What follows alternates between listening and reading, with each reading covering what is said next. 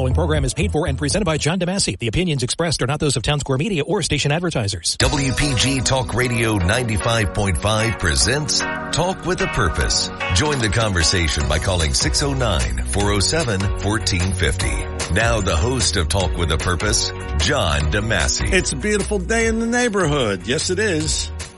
I always say this every year when we start to get the warmer weather.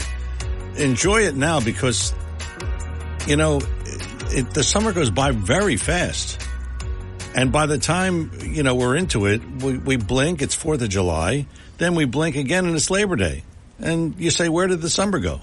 Well, let's enjoy it now. Good morning and welcome to another edition of Talk with a Purpose. Every Saturday 9 till noon we are here.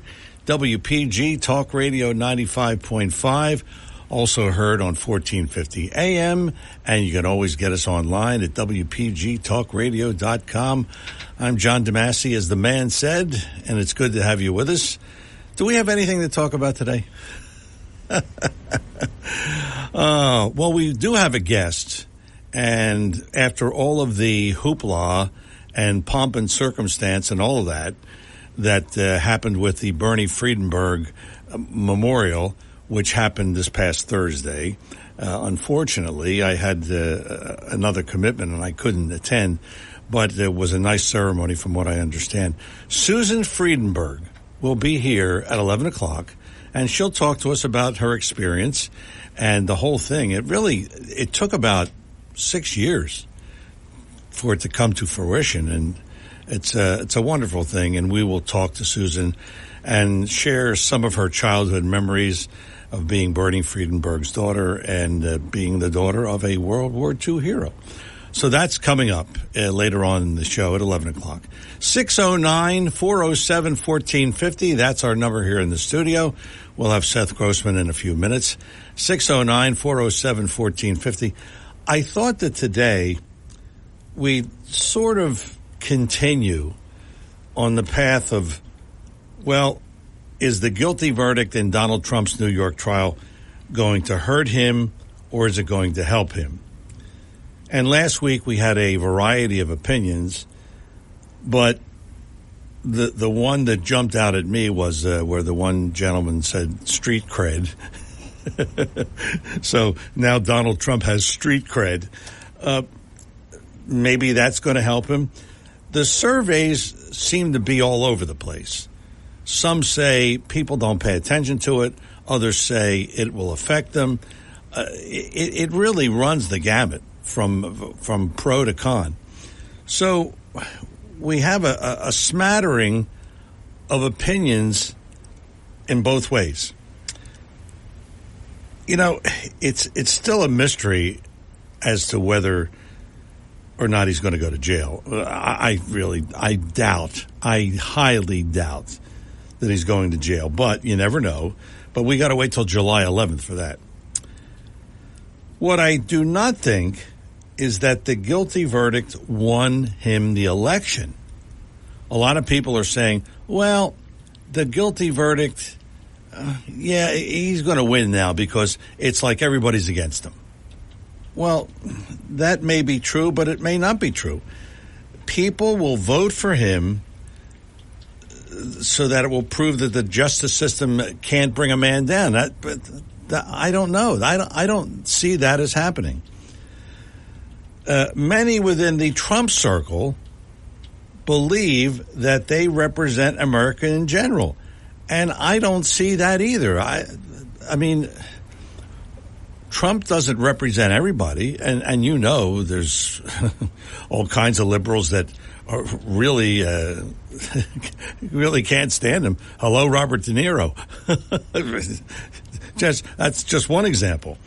But then again, on the other hand, if Biden talks only about Trump being a convicted felon without touting any of his accomplishments, and by the way, are there any accomplishments for Biden? I don't think so. So that's bound to backfire. And I wanted to add one thing to this.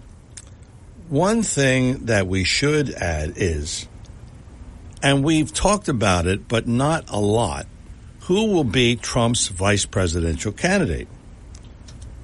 And I asked Congressman Van Drew last week, and he said he's happy being a congressman. The standard answer, but that's okay. One person it should not be, and I'll tell you, this is what Trump doesn't need. Representative Byron Donalds. He is a Republican, and he is from Florida. Donalds has found controversy in his statement, and he said this: blacks were better off in the Jim Crow era of segregation, which was, after the Civil War and all the way up until 1960-something. Representative Donalds said, you see, during Jim Crow, the black family was together. During Jim Crow, more black people were not just conservative. Black people have always been conservative-minded, but more black people have voted conservatively. And then Lyndon Johnson, you go down that road, and now we are where we are. This sounds like Seth Grossman.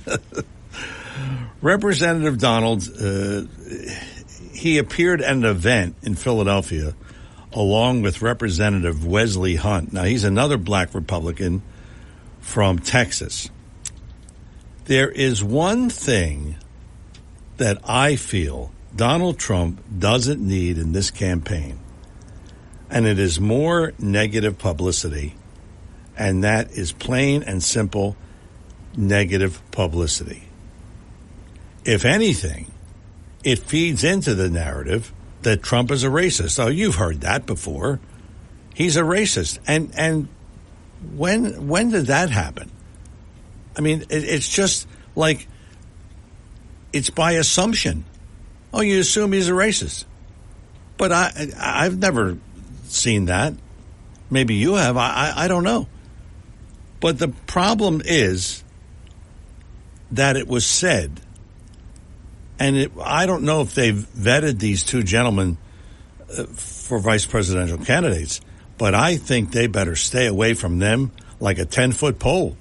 You better stay away regardless, because this is not another negative that Trump needs. There are probably several candidates. In fact, there are several candidates who are viable and qualified men or women to become vice president. That's plain and simple.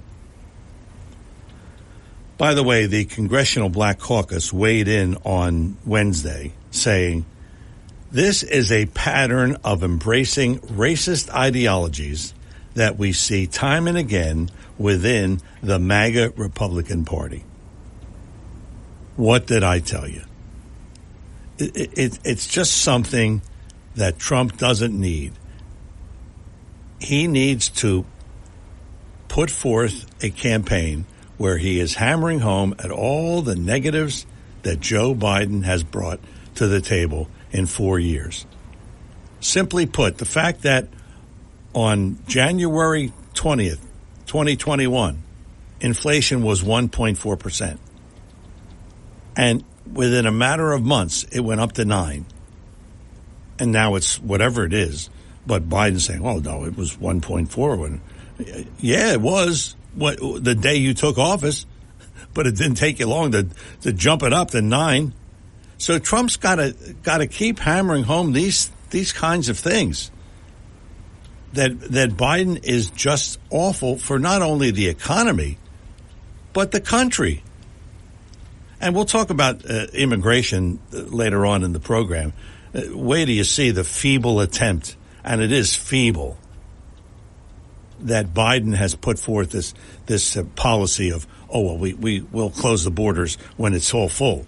Well, isn't it full now? So what are you waiting for, Joe? You're waiting to wake up? So the negativity that Representative Donalds and others like that bring is not something Trump needs. And Seth Grossman will probably attest to that. And with that, it's Talk with a Purpose every Saturday, 9 till noon, WPG Talk Radio 95.5. The one and only Seth Grossman is here. Liberty and Prosperity, libertyandprosperity.com is his website. Seth, good morning. Welcome. Good morning. And, of course, everything that we talk about is either on that website or will be posted on that website by Sunday. So in case you miss it, you could just look it up. And even better, it not only posts what we talk about, but it talks about the stuff I wish we talked about and didn't think about until I hang up the phone. That's also posted up there in a couple of days. It's an advantage. A lot of stuff going on besides Trump. First of all, it's not just Byron Donalds who said how the black community was better off before, say, 1963. I think Ralph Hunter of the South Jersey African American Museum says that in many ways, very often, anyone who grew up in Atlantic City knows that. I'd like to talk about that. We'll be talking about dramatic events in Israel. It's amazing how the more successful the Israelis are getting in rescuing the 4 hostages this morning and killing or capturing top leaders of Hamas, and really causing less damage to civilians, the better Israel is getting, the more hysterical the propaganda is for a ceasefire and to end the war. And that's something to talk about. The film 2,000 Mules by Dinesh D'Souza, the producer of that film, issued a statement apologizing for the misinformation in that movie, and they withdrew the movie and the book from all distribution and publication. That is an outstanding story, and yet it was not even mentioned, as far as I know, anywhere on Fox News or Newsmax or conservative media. And to the best of my knowledge, Dinesh D'Souza himself has not said a word about it. We had a horrible murder in Cleveland, which once again, where a 3-year-old child was stabbed to death in the parking lot of a food market while the mother was loading groceries, a so-called random attack. And yet that murder, which should be national news and should be calling for all sorts of investigations, has not even been mentioned on network news. Of course, here in New Jersey, we have the primary election. I'd like to talk about the effect on the Democrats. Why were 1,909 mail and messenger ballots opened up before the 5-day period before the election, according to law? What's going to happen? And talk about Curtis Bashar winning the nomination with 45% of the vote because conservatives are so divided. Anyway, let me take the points one by one. As far as Israel is concerned, what's going on in Israel reminds me a lot of what happened in Vietnam. In Vietnam, we had a disaster in the war with an incompetent general called General William Westmoreland, and the war was going very badly. But then he was replaced by a general called Creighton Abrams, who did everything right. And we were basically winning that war. And just as we were winning that war, the Vietnam protest and the propaganda started, and we abandoned South Vietnam on the verge of victory. And it seems that the same thing is going on in Israel. That just as Israel is getting very close to eliminating Hamas, that's when the propaganda is intensifying for a ceasefire and to end the war, which would be a real disaster. I'm sorry. By the way, there's some little known information about Hamas, some inside baseball. Hamas is an abbreviation for the Arabic words Harakat Muqawama al-Islamiyah. And that word Muqawama usually means resistance. So they call Hamas the Movement for Islamic Resistance. But Muqawama is actually a military term that doesn't mean resistance, because if you think resistance, it's, somebody's, oppressing you, so you want to resist. That's a very sympathetic word. But what the word mukawama really means is protracted or continuous warfare, where you constantly fight your enemy when you're strong, and then when you're weak, you ask for a truce, and then when you get strong, you attack your enemy. But the goal is always to eliminate and destroy your enemy. And that's what Hamas is short for. The movement for the continuous protracted war for Islam. And once you understand that it's a Wahhabi or Salafi or Muslim Brotherhood organization, you can understand why you can't negotiate with them. Because they only negotiate when they're weak, and as soon as they're strong, they try to kill you. And what we have posted on our website at libertyandprosperity.com is how what's going on in Gaza is deja vu all over again. In 1831, the same Wahhabi movement started the same kind of war in India, outside of Calcutta, and the pattern was identical. The Wahhabi leaders spent years teaching young people how to use weapons to kill non-believers. Then they turned their village into a fortress. It was called the village of Narkal Baria near Calcutta. Most Indians are familiar with that. And so they fortified the village. And after they fortified the village and taught the young men how to fight and to kill, they then went into the neighboring Hindu villages where they deliberately committed all sorts of horrible atrocities. They killed priests in the Hindu temples. They murdered sacred cows. They dragged the bodies and the blood all through the Hindu temples. And then when the Hindus fought back, the Wahhabis went back to their fortified village and then called on all Muslims throughout the world to help them, that they were being under attack. They were victims of being attacked by Hindus, and it triggered a war, 26 years of war throughout India, right up to 1857. So what's going on in Gaza and Israel right now is almost a rerun of these Wahhabi wars that have been going on for nearly 200 years.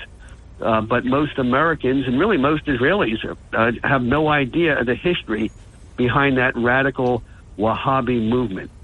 So I thought I'd bring that up. Where do you think it's going? Do you think there's an end to this? Well, there have been ends to it, but they're almost like with World War II, very bloody, very destructive. In India, the war did not end until the city of Delhi was almost completely destroyed, which is why the capital of India is called New Delhi, because old Delhi looked like Gaza does today. But you have to see it through, because if you don't see it through, the stuff starts up all over again. And it's all posted on our website, and there's a fascinating book called God's Terrorist by an English historian called Charles Allen, which we talk about a lot. Meanwhile, back here with the 2,000 Mules, it's astonishing that you could have such a movie, because whenever we talk about voter fraud, and by the way, at Liberty and Prosperity, our breakfast, almost every Saturday morning breakfast discussion has a discussion between Steve Jones of our group, who is focused on a stolen election, and me, who is saying, there's fraud in every election, but if you want to stop it, there are things you have to do. It takes preparation. It takes hard work. There's no instant solution. But the whole point of D'Souza's film, where he said, look at all these people bringing in all these hundreds of ballots and saying this is all fake, this is all fraud. Well, one of the people who was bringing those ballots in, depicted in the movie, sued Dinesh D'Souza and the film producer for libel, saying that every one of those ballots he brought in was perfectly legal and represented a legal voter. And just before they were about to go to trial, the movie company, it's called Salem Media Group, settled the case, paid money to the people who they depicted in the movie, issued an apology, and also pulled the film and the book from all distribution, which I think is an astonishing story. But yet not one word mentioned in Newsmax, or not one word mentioned not one word mentioned in Fox News. Yeah. And it just astonishing that the media, such an important story, is not covered at all. Now, of course, the leftist media is the same way. You had that horrible murder in Cleveland where the mother's 3-year-old child was stabbed to death in a supermarket parking lot, and it was a random attack by a black woman. So why would a black woman randomly attack and murder a 3-year-old white child in a parking lot? And the only explanation is that there's been so much hate generated since that movie Django Unchained in 2012 that we should have an investigation as to what's causing this hate and how we could educate people to bring that hate and these needless deaths to an end. But you can't fix a problem if you're not allowed to even talk about a problem. So that is what's going on. And ironically, one of our members, Dr. David Golov, came up with a computer application or an online application called ReclaimTheNews.com. We can actually see in just a glance how the liberal media will only talk about certain stories, will completely ignore other major stories, and conservative media also completely leaves out important stories that don't promote a conservative agenda. And so you have America divided into groups that can't talk to each other because we don't even agree on what the facts are. We can't even agree with the news that's going on. And that has got to come to an end. So you got nothing to talk about today? Oh, yeah, there's one more thing. We had a primary election on Tuesday. And in the Democratic side, in Atlantic County, of course, the main contest was between Joe Salerno against Tim Alexander as to which one of them will be running against Jeff Van Drew in the November election for Congress. Now, right now, Joe Salerno is 400 votes ahead of Tim Alexander, but there are 1,909 mail-in and messenger ballots that didn't get counted yet. So the race is very up in the air. But the real question is, why were those 1,909 ballots opened early? Who did it? You see, the law says that you're not supposed to open up mail-in ballots until 5 days before the election. And there's a reason for that. And the reason is that you don't want to give certain people inside information as to how votes are going so they could adjust their election strategy. And even more important, you want to make sure that both sides have a chance to check the signatures and make sure all the people who submit those mail-in ballots are actually qualified to vote. But for some reason, somebody opened up these 1,900 ballots early in complete violation of the law. Now, of course, the people who voted those ballots, unless there's proof of fraud, they didn't do anything wrong, so of course their vote should count. But we really need the prosecutor's office to get involved and find out who it was who deliberately broke the law like that. And there is a crime called official misconduct, because if you don't stop this defiance of the law, the law will never be followed, and you'll never have confidence in elections. So that's an important issue. So we don't really know who did this. Yeah, there's all sorts of rumors. It's illegal, right? Unless you have law enforcement start questioning the workers, we're not going to know who did it, why they did it, and it's very important. So the Republicans, it's a deadlock. You have on the Board of Elections 2 Republicans, 2 Democrats investigating this. They're going nowhere. Judge Blee has the power to say, well, those ballots should count, but only law enforcement, only the prosecutor, only the attorney general, only the police can say, well, who deliberately broke the law and what are the consequences going to be. And I think that's every bit as important as the stuff going on with the Marty Small and Laquetta Small in the public schools about disregarding the law there. Meanwhile, on the Republican side, Curtis Bashar won the Republican primary with 45% of the vote. And that is just proof. You had 3 conservatives who got 55% of the vote, a clear majority, but because they all divided the vote 3 ways, they all lost.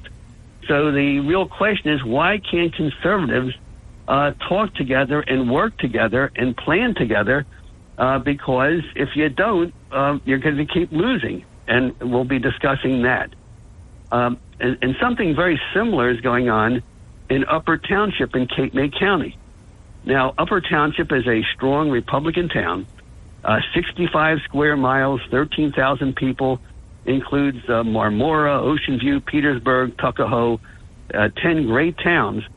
And you had their Republican Party there is run by Larry Trulley, who started out with the Tea Party movement. You had Kim Hayes, a lot of good Republicans.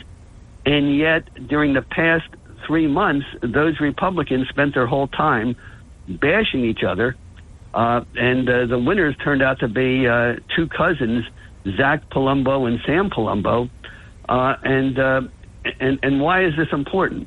Well, even though Republicans are a majority, the public schools of Upper Township are as far woke left as you can get.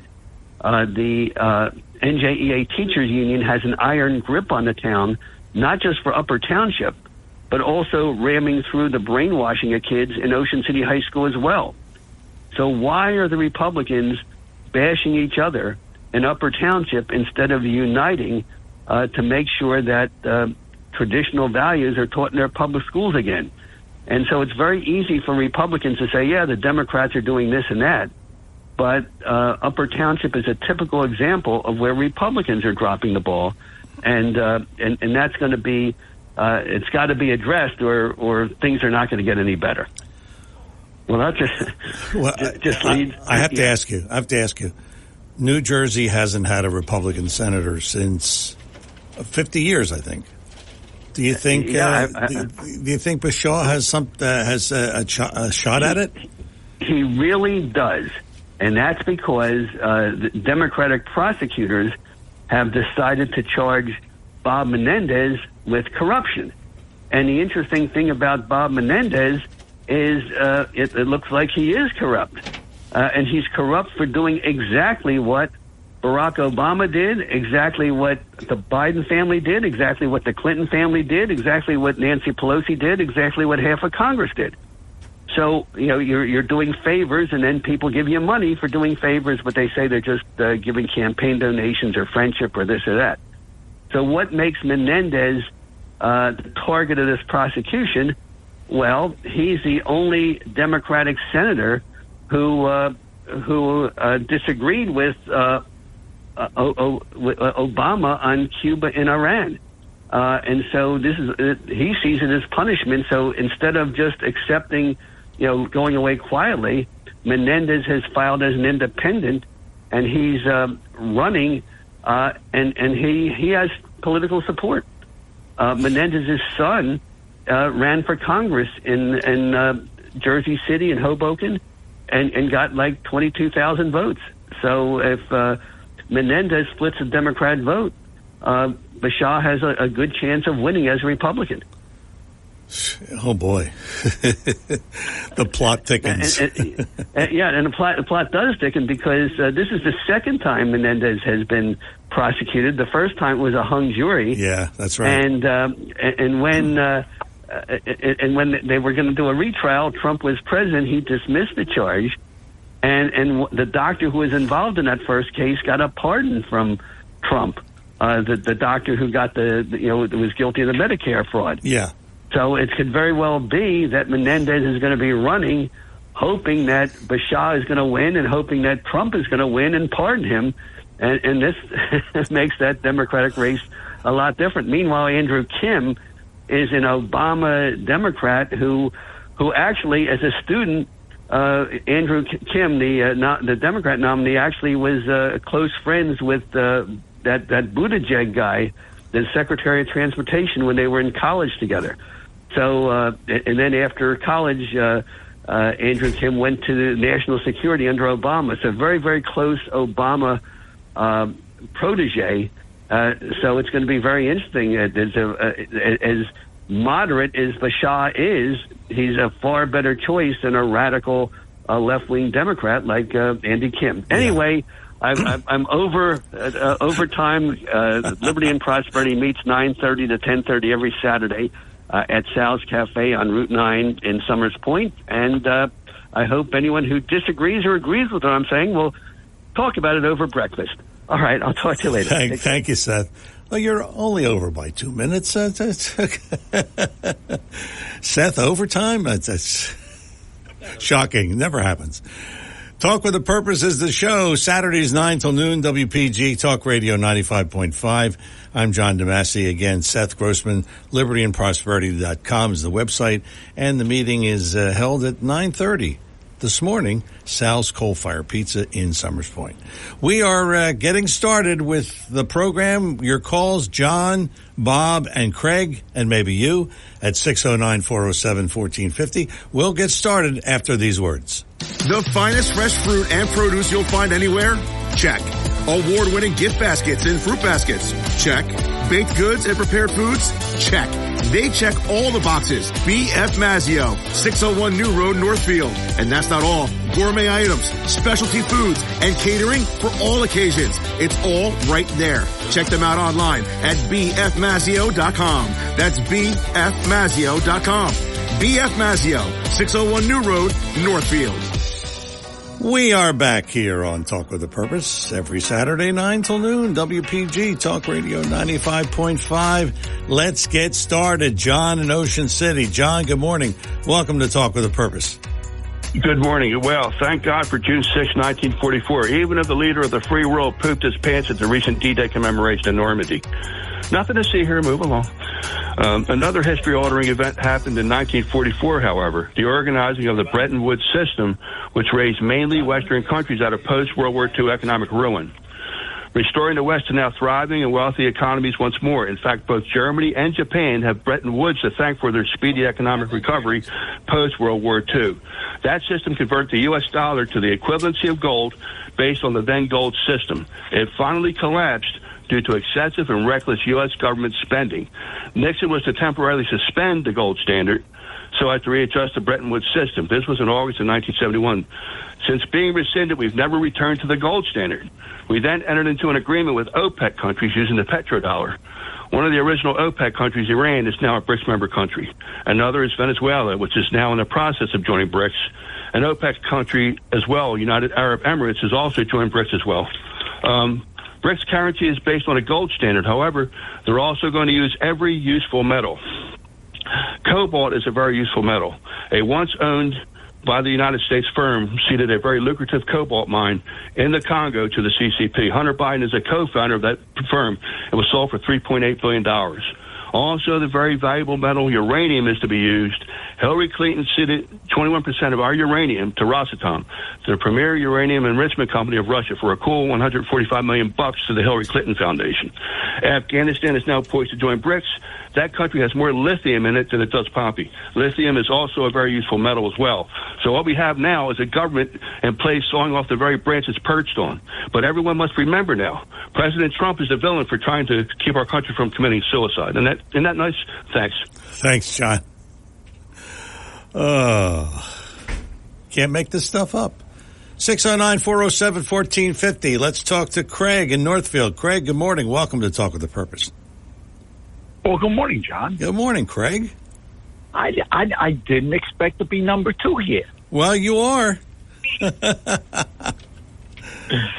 Anyway, let's see here. Where should we start? First of all, I heard you talking about,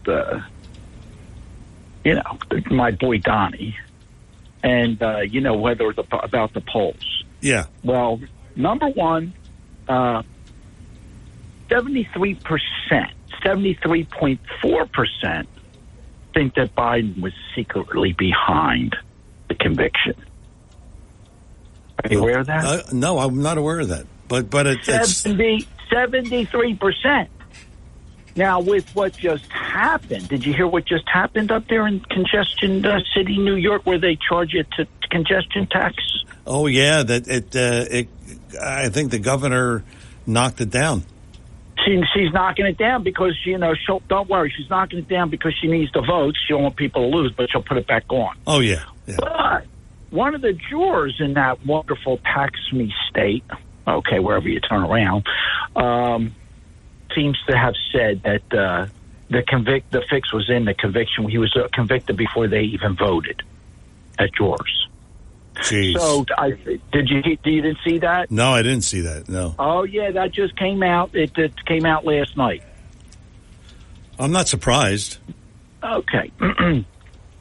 So, and so while you were talking about those polls and that conviction, you remember that last week we talked, Trump had raised $200 million. Yes. Record, right? Yes. So you would think that things would slow down after that, right? Maybe he would only raise $50 million, right? Yeah, I would think so. Well, I got news for everybody. Trump, he raised another $200 million. Jeez. For a total of $400 million, a record. Okay, wow. That's a record that that's a combined record of Bush, Obama, and Biden. Yeah. Yeah, and I'm still seeing all those Biden bumper stickers all over the place. People are so proud, I see them on the electric cars. Yeah. Don't you? I saw them when I was in California. There are more electric cars out there than you can imagine. I'll tell you. Yeah, and you listen, that's nothing to brag about because the people voted themselves into tyranny over there. Yeah. And one of the things I did know about Gavin Newsom, did I send you that little... Yeah, I saw that. Yeah. I saw that. What did it say? Could you help me out with that again? What did it say? Something about Gavin Newsom's best friend? Yeah. Wife? Yeah. Didn't he have an affair with his wife or something? Gavin Newsom's best friend. He made a move on his best friend's wife. That's who's running California. So, boy. All right. So, we went to, people are calling January 6th traitor Trump, up. You know who also was called a traitor? Who? Everybody that signed the Constitution. That's true.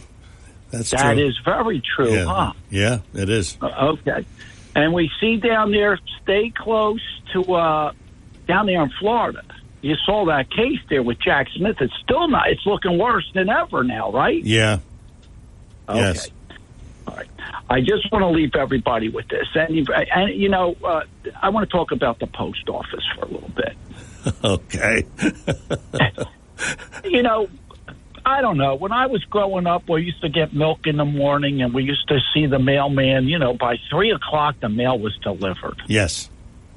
And then, in my opinion, I'm going to say in my opinion, along came, the switcherooski, where we got the 55-cent stamp and less service. Yes. Because now a certain company, I'm not going to say which company, they get their packages delivered first on our dime, on our tax dollars, and we get our mail at 8:00 at night. Did you notice that? Yeah, I noticed. Yeah. 8:00 at night, the mailman's coming to the door delivering the mail. I mean, senior citizens are in bed at 8:00. Come on, people. Congressman Van Drew, listen, the guy that runs that delivery shop online service, he needs to pay for his own delivery service and stop, giving us a secondary service there, because some shipping service is taking over there. That's wrong. We're paying to keep the post office with our tax dollars. We get that service first. He can go second. His package can get delivered at 8 and 9 o'clock at night. I guess they won't make it to the door in some urban cities. You know what I'm saying? Yes, I know. Yeah. Okay. John, Thank you. Have a great day. You too. Enjoy. Thank you for the call. 609-407-1450. It is Talk with a Purpose every Saturday, 9 till noon. WPG Talk Radio 95.5. We'll talk to Bob in Cape May, and maybe we'll talk to you at 609-407-1450. We have a couple of open lines, and we will get back to your calls and more of the show in just a moment. But first, here on Talk with a Purpose, we always talk about the good stuff, and that is B.F. Mazzio, 601 New Road in Northfield. I'm going to play a little game with you. Did you know that B.F. Mazzio sells fish?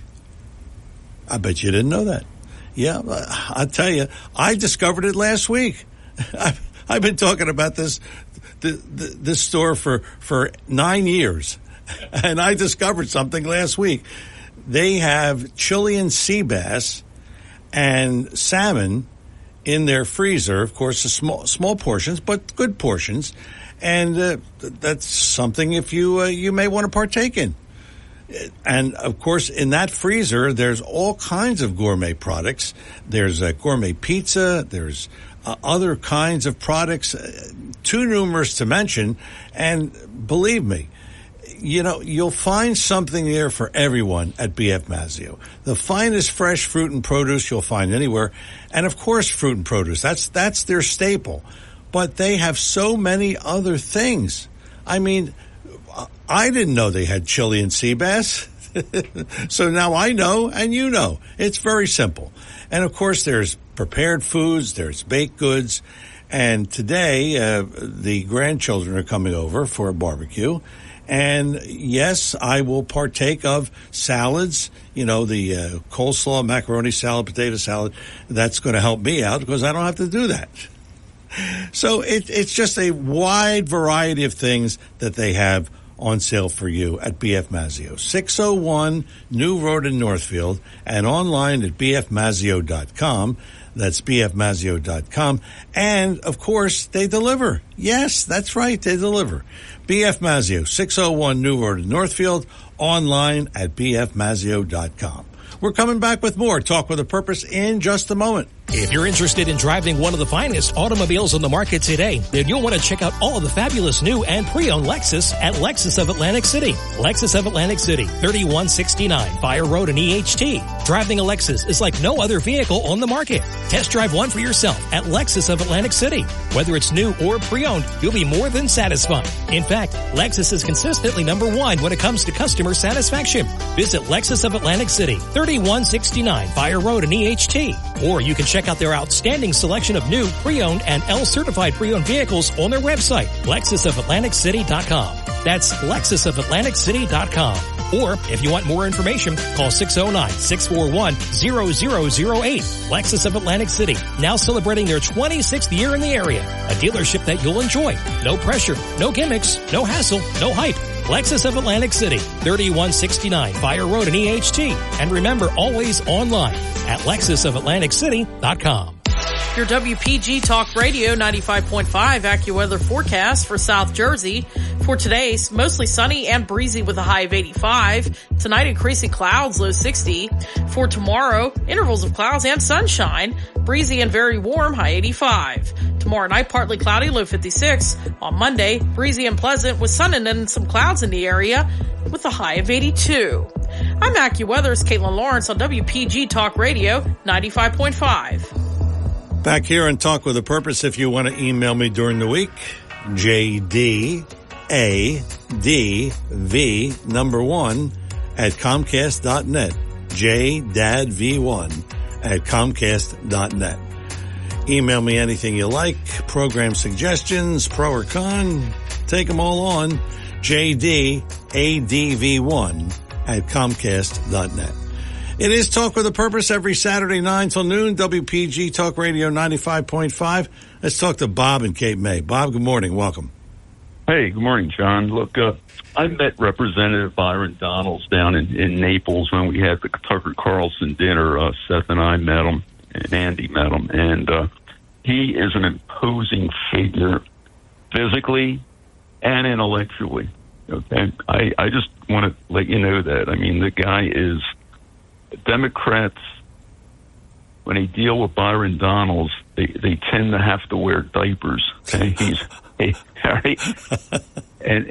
But the point I want to make about him, and look, Seth didn't have time to elaborate on this. What Byron Donalds meant is that the black family, and it wasn't because of Jim Crow. Of course, he's not defending Jim Crow.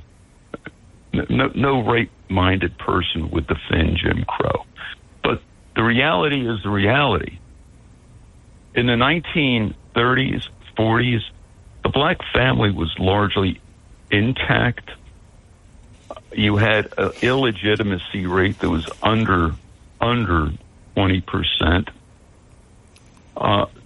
The black poverty rate was at that time was going down dramatically. It was going down through the decades. It was not a good time to be a black person in this country, in the South, with those discriminatory laws. That is correct.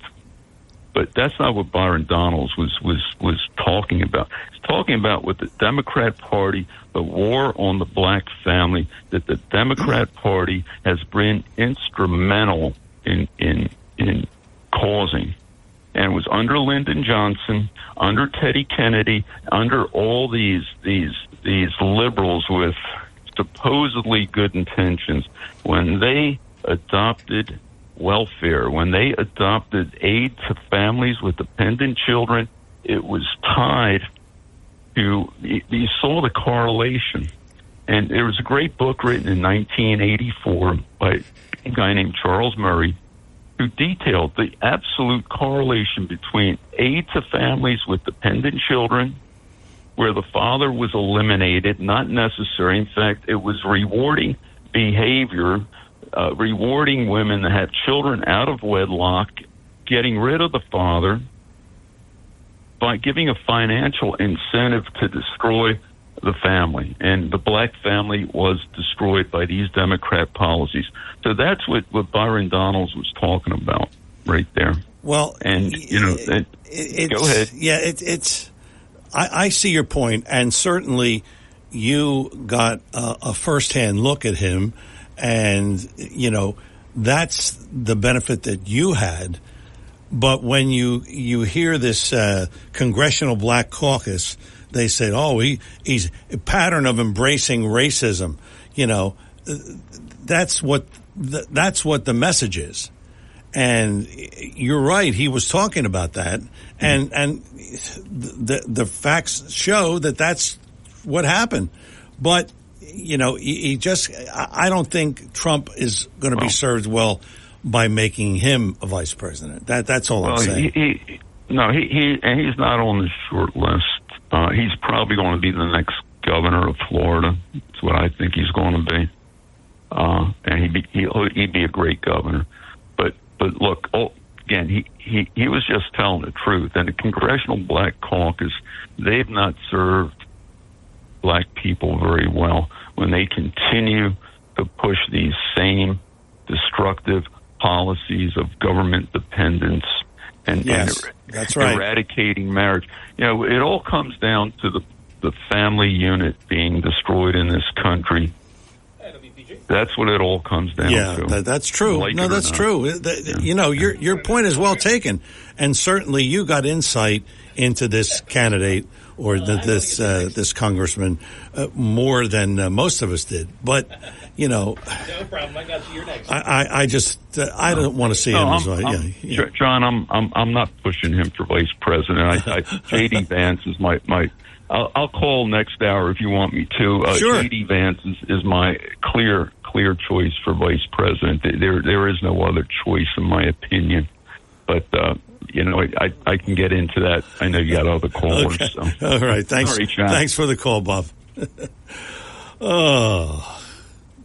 Hey, we're getting started. Al in Corbin City. Al, good morning. Welcome to Talk with a Purpose. I like Vance, too, but I think Scott is a better choice for vice president. I like Scott, too. I like Scott. Yeah, I do. Even Ben Carson. Yeah. And I'll tell you why. It'll help him with the black vote. And they're also good men. People that, because let's face it, whoever we're voting for vice president is going to be probably the Republican nominee for president in 4 years. Yeah, that's right. If he wins. That's right. If he wins. Did you see that movie? It was on Netflix on Ben Carson. No, I did not. Oh man, you gotta look for it. It is really it is a fascinating story of what he did, how he separated these Siamese twins. It was just unbelievable, a great story. So you may want to check that out. But go ahead. I will. I know quite a bit about him. I know he came from a very rough beginning and overcame a lot. Yes. Which is which speaks loudly of how you can in this country to get successful, depending on I know being in the field that I'm in. I'm a chef. I've met many a black person, a Hispanic person, an Asian person that came from humble beginnings and became chefs and became very successful. this is the only country in the world you can do that. That's right. That's right. But that's not what I want to call about. The other thing I want to. One thing is that there has been in the African American community this idea: if you, I don't know how to put it. When you're working for somebody, you do the minimum. You didn't have that attitude and drive. The ones that have the drive are the ones that succeeded. I remember when I was in school, they used to make fun of the blacks would make fun of blacks that did well in school and call them Uncle Tom. Seriously. Yeah. And if you didn't talk the talk like they talked, you were looked down to. If you had manners and acted like like they said, like a white person, you were no good as a black person. Yeah. No, that wasn't everybody, but it was a certain amount of that was going on, a fair percentage.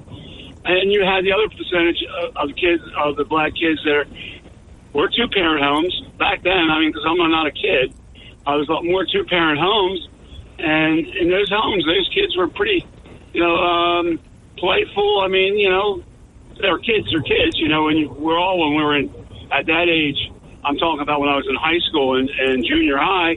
We had got into a certain amount of mischief. Nothing crazy, but you see the difference there is with the fact of the breakdown of the family. Yeah, that's right. And part of it is this whole communist socialist agenda. Now, do you know all these jobs we're talking about this is what I can really call it about. Did you see how many of them are government jobs? Yeah. I mean, it's staggering how many government jobs Biden has produced. Now, once you get a government job, you know how hard it is to get rid of it? It's like trying to get rid of, like the education. We have the education department. It should be eliminated. We don't need the election. We have our own school boards, our own school systems.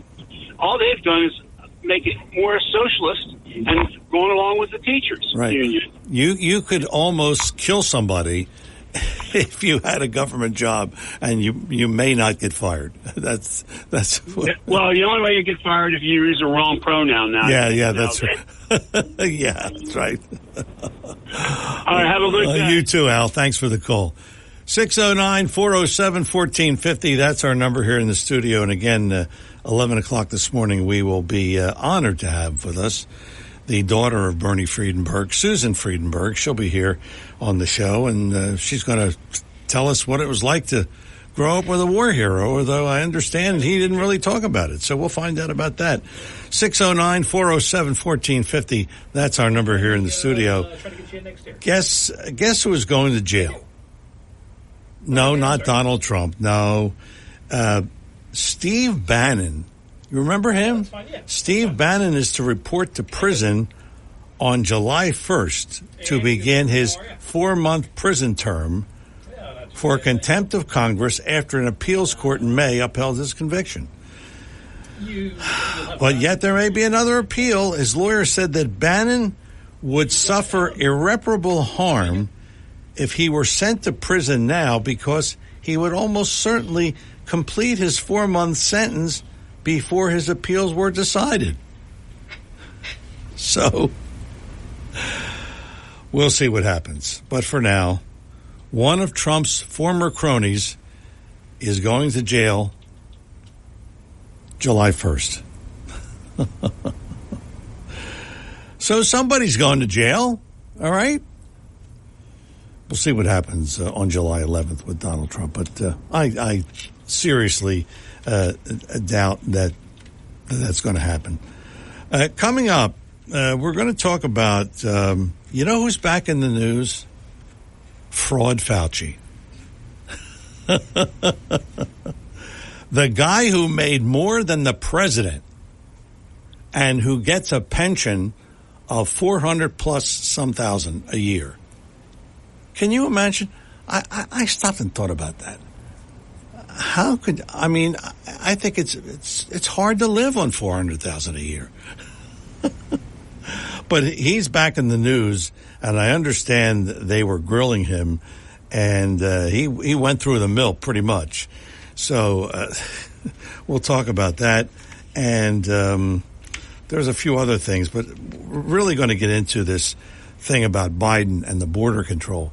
He is attempting, and this is just merely an election pull, if you will.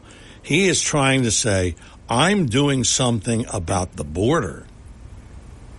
But you know, they say I'm doing this, I'm doing that, but I am doing something about the border crisis. What's he doing? He's doing it all right. He's opening those borders. Yeah, it's really an interesting plan, and we'll get into it in the 10 o'clock hour. But it's just like too little, too late. If that's what the saying is, too little, too late.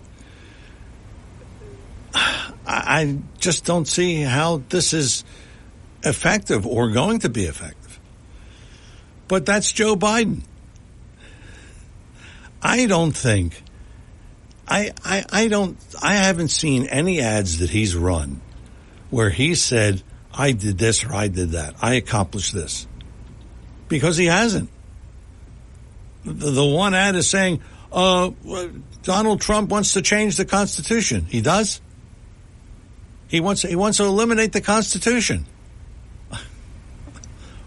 I didn't hear that. Did you hear that? This is just part of, you know, he's a convicted felon. So all of Biden's ads are, look what Trump has done. I just don't see how. I don't see this as a viable campaign strategy. It is Talk with a Purpose every Saturday, 9 till noon, WPG, Talk Radio 95.5. I'm John DeMasi. Hour number 1 is in the books, which means that hour number 2 is rapidly on the way. And you know what we say, don't go away.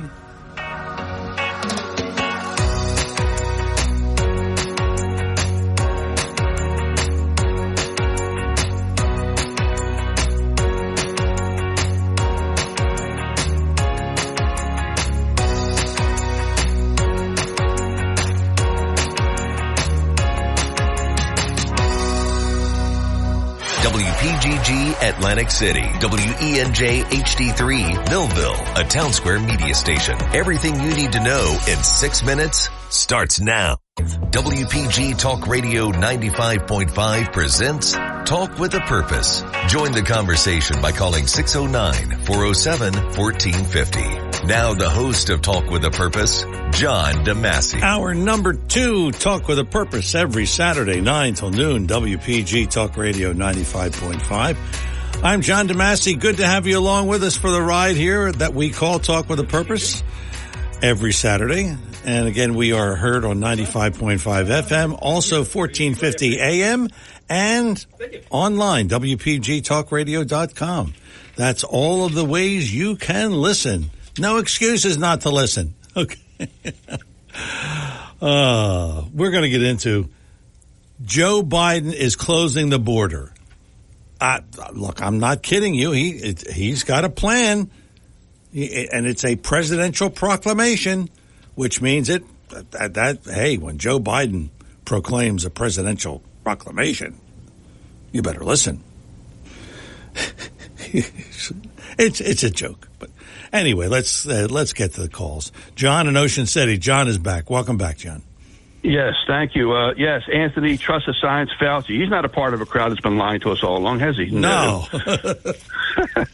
Oh, yeah, they had everybody, a lot of people, not everybody. I wasn't one of them. They had people snookered into believing that the COVID-19 came out of a wet market, rather, in Wuhan, China, when actually it came out of the Wuhan Laboratory of Virology in Wuhan, China.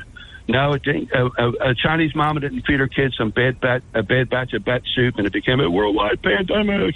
But anyway, what we have is, despite my jumbled words this morning, what we have is a Stunad and Potsod government in place. The Stunad are the mind-blowingly stupid, and the Potsod are the unbelievably crazy. Now, Brian Donalds he's not Potsod, so what is he? I mean, this guy's head stuck in the 20th century. We can't afford it. This is a new paradigm. The 21st century is a new paradigm. We can't have somebody that's in the last century still. And yeah, President Trump cannot afford to pick anybody that's crazy or stupid.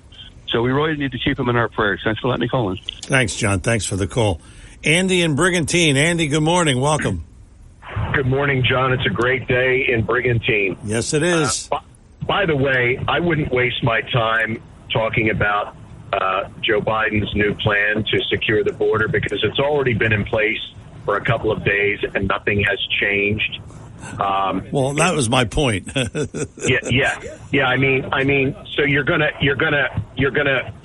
close the border once the numbers reach 4,500 per day, and then you're not going to reopen it again until the numbers are down to 1,500 a day. So his wonderful plan would still allow 1.8 million illegals into the country per year.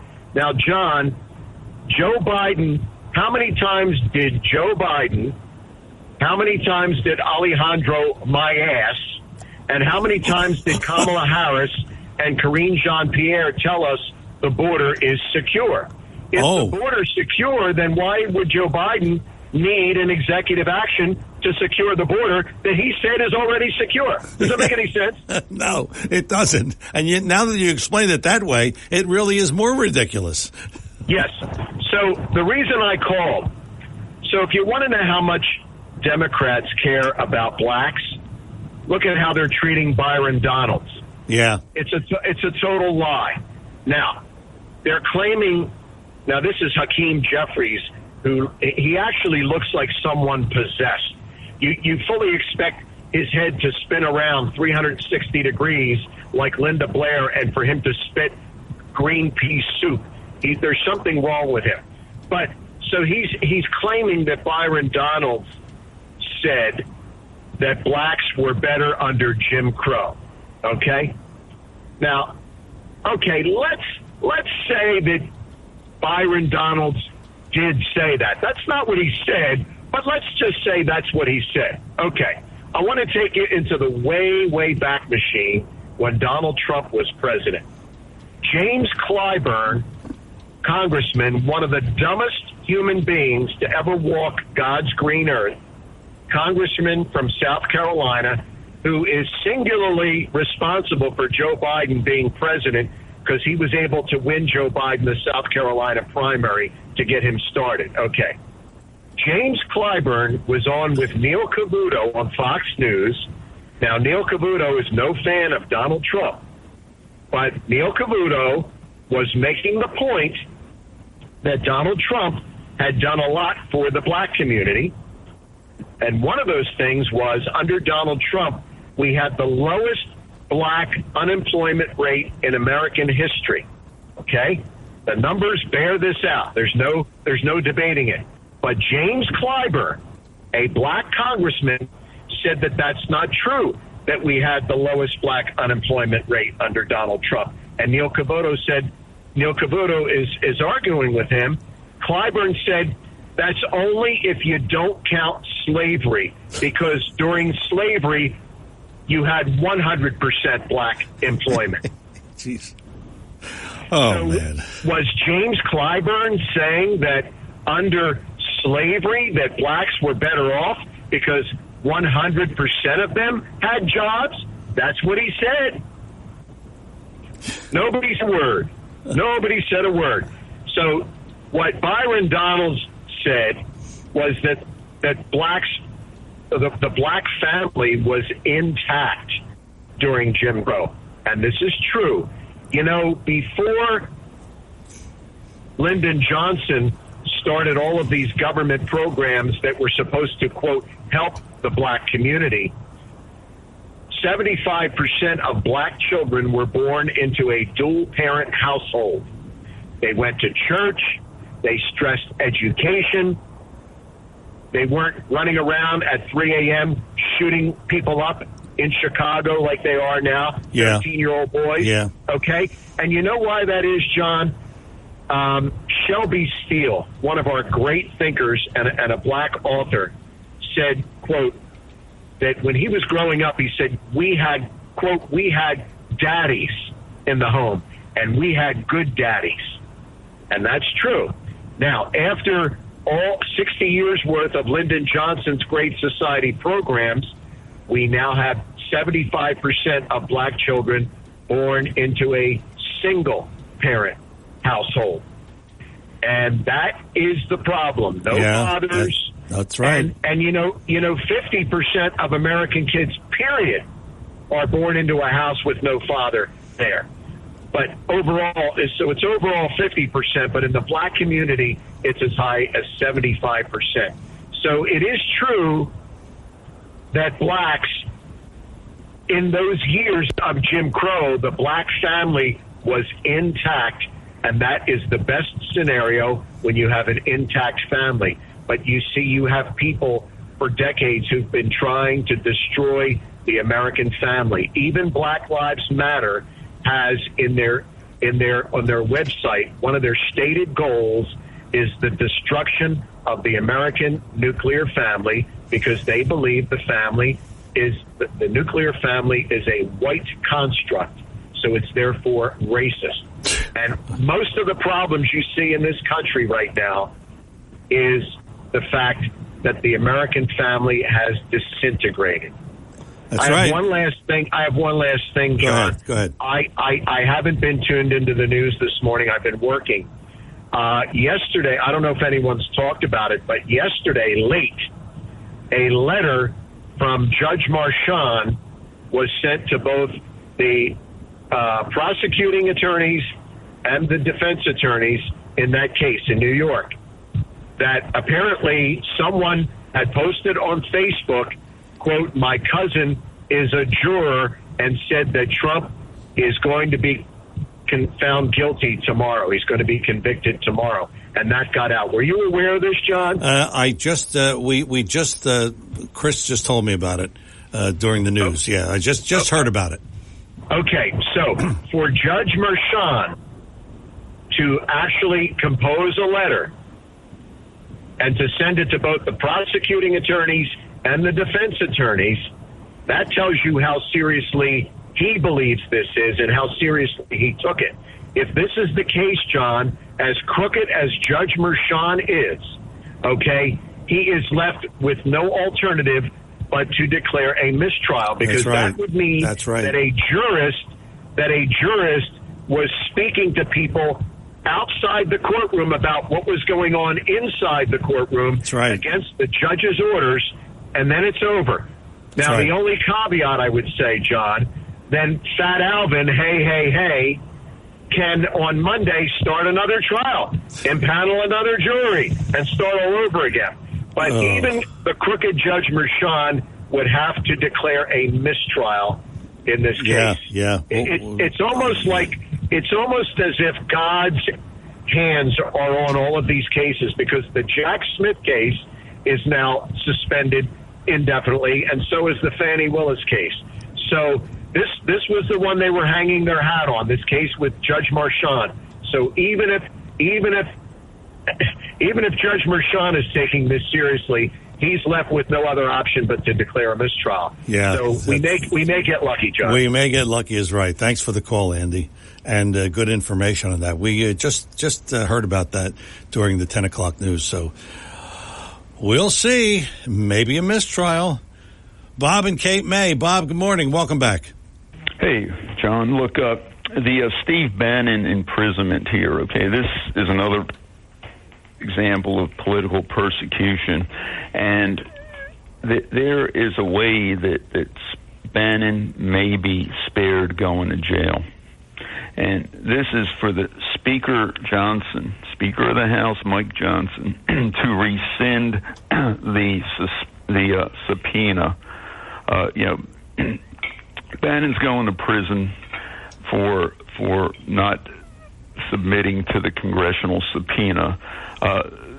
So in the last decade or so, we had Eric Holder not comply with the congressional subpoena. Nothing happened to him. And various other Democrats have not complied to congressional subpoenas. And Hunter Biden originally did not comply with the congressional subpoena, and he's not getting any jail time for that. So anyway, Speaker Johnson's phone number, and really the listeners who are concerned about justice, about fairness, should really call Speaker Johnson's office Sunday or Monday. The number is 202 area code 225-2777. Again, 202-225-2777. Bannon should not be going to jail. Peter Navarro, who's another Trump ally, has been sitting in jail for months. This man in his 70s. Has a advanced degree. I think he's Dr. Peter Navarro. No threat to society, but he's jailed for political reasons. So, this is insane what's going on. Yeah, that's true. Yeah. Yeah, and look, I just wanted my pick for VP. I'll tell you why J.D. Vance is the one.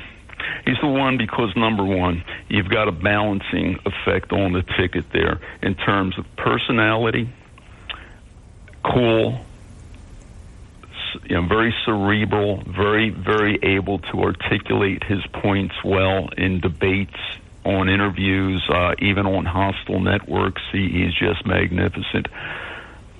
Two, he's the one who will continue the Trump agenda, and that's the most important point. That shouldn't be one on my list. That shouldn't be two. It should be one. He, more than anyone out there, is with the Trump MAGA agenda when it comes to ending the endless wars, having an America First foreign policy, keeping our jobs in this country, not sending jobs overseas, not letting the multinational corporations open up shop in Mexico and all over Asia, and making our workers compete with slave labor rates, wage rates. So and again, and on the border, he's right there with Trump. And one really important point, it's very important. If he's on the ballot, the Senate seat that is now held by a Democrat in Ohio, J.D. Vance is the junior senator from Ohio. Sherrod Brown, who's a liberal, 100% Biden voter, okay, he would be absolutely defeated because you will have such turnout in Ohio for the Republican candidate that the Senate almost will guaranteed go to Republican hands if we flip that seat. The Democrats have to. I think they're defending 9 or 10 more seats than Republicans are defending this cycle. And God forbid that Joe Biden gets reelected. The only stop that we will have, the House, if Biden gets elected, we're probably going to lose the House. We still have a chance of keeping the Senate. And that's a key factor here. One other point, and Senator Vance is loved in Ohio. When they had the chemical spill in East Palestine, Ohio, right, it took Biden a year to go there. It took other politicians. They waited till it was super safe, till there were no harsh chemicals around. Senator Vance went there like 2 or 3 days after the spill. He was standing right next to a stream with toxic fluids in it. He was photographing it. And again, he's proven that he's really loved by the people of Ohio. And people of Western Pennsylvania, they share the same voting patterns that the people of Eastern Ohio share. He might be a key to bringing Pennsylvania in the fold, and that's another big, big deal. Oh, yeah, okay? Definitely. And finally, the vice president is the 101st senator. He's the president of the Senate. You have somebody who knows the workings of the Senate to be the president of the Senate. That's super important. And look, again, being aligned 100% with the Trump agenda, that's important. Mike Pence was not. He was undermining. He was leaking. His people were leaking negative things on Trump constantly. So if you have an America First VP candidate, that's super important. Yes. And, the other candidates that are in the Final Four, they're good people, but they don't have, look, Tim Scott's a very nice person. Chances of him being co-opted by the Republican establishment that wants power more than anything when Trump is finished in 4 years, that's very likely to happen. J.D. Vance is enemy number one for the Republican establishment. Number one. Mitch McConnell hates J.D. Vance. Well, that's a reason to vote for him. Sure is. And I'll tell you what, your Fox News report that you have on every hour. Yeah. Okay, what was going on there? This fella Sachs that raised $12 million for President Trump last night. In California, no less. I think it's David Sachs from Silicon Valley. Yeah. What the Fox News report, it said that last week, Donald Trump Jr., J.D. Vance, and Sachs met in Washington. So I'd say Senator Vance may have the inside track on getting this. What was Senator Vance doing? Raising, it was a good thing. Yeah. He's meeting with Donald Trump Jr. and Sachs, who produced $12 million yesterday. Yeah. That's a pretty good thing here. So, thanks for the call, Bob. Appreciate it. 609-407-1450. That's our number here in the studio. Coming up on a break. After the break, we'll talk to Dan in Linwood, and maybe we'll talk to you. We do have some open lines, so a good time for you to jump in here and join the fun. 609-407-1450. It is Talk with a Purpose every Saturday, 9 till noon, WPG Talk Radio 95.5. I'm John DeMasi. We're coming back with more Talk with a Purpose in just a moment. But first, we talk about a couple of times during the show. We take a break and we talk about good stuff. And this time it's Lexus, courtesy of Lexus of Atlantic City, 3169 Fire Road in EHT. I just looked at my odometer today. I have 95,000 miles on my car, and it runs like a brand new vehicle. Really. I mean, I got to get some brake work done soon, but, it just runs. And that's the thing about a Lexus. And a few people have told me that. You just drive those cars. You don't worry about anything else. I mean, you get your standard maintenance, your oil change, your tires, your brakes, and that kind of thing. But that's it, And 95,000 miles, it rides like a new car. Lexus of Atlantic City, 3169 Fire Road, EHT, and online at aclexus.com, aclexus.com. And you'll find, if you check the website, you'll find all of the automobiles on there. I mean, you can look and you can shop online if you like, and okay, I want to see that car. You go over there and you test drive it, and that's it. No pressure, no hype, no hassle. They don't give you the let me get the other guy in here and he'll talk to you. They don't try to talk you into anything, and that's really the beauty of Lexus of Atlantic City. 3169 Fire Road, EHT, online, aclexus.com, aclexus.com. You check it out for yourself. And when you stop by, ask for Helen. She is one of the premier salespeople there at Lexus of Atlantic City. Lexus of Atlantic City, they are one of our fine sponsors. They've been with us since we started this program. 3169 Fire Road in the EHT. We're coming back with more Talk with a Purpose in just a moment.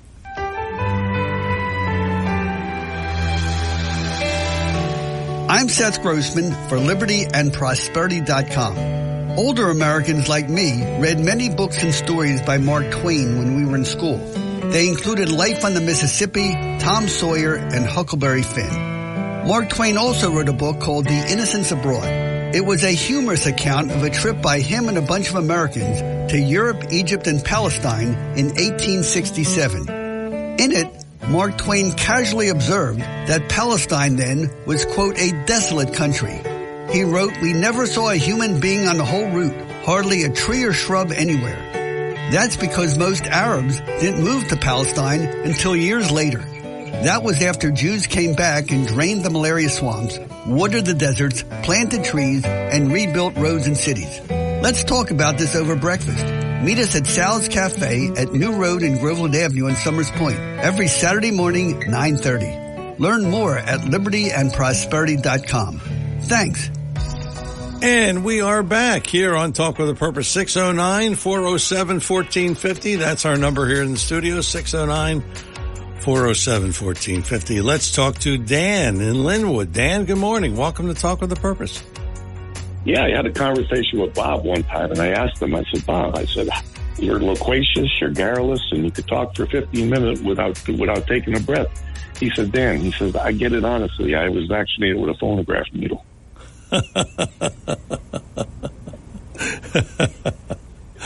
Okay, let's do To the Tune of Come Fly With Me by Frank Sinatra.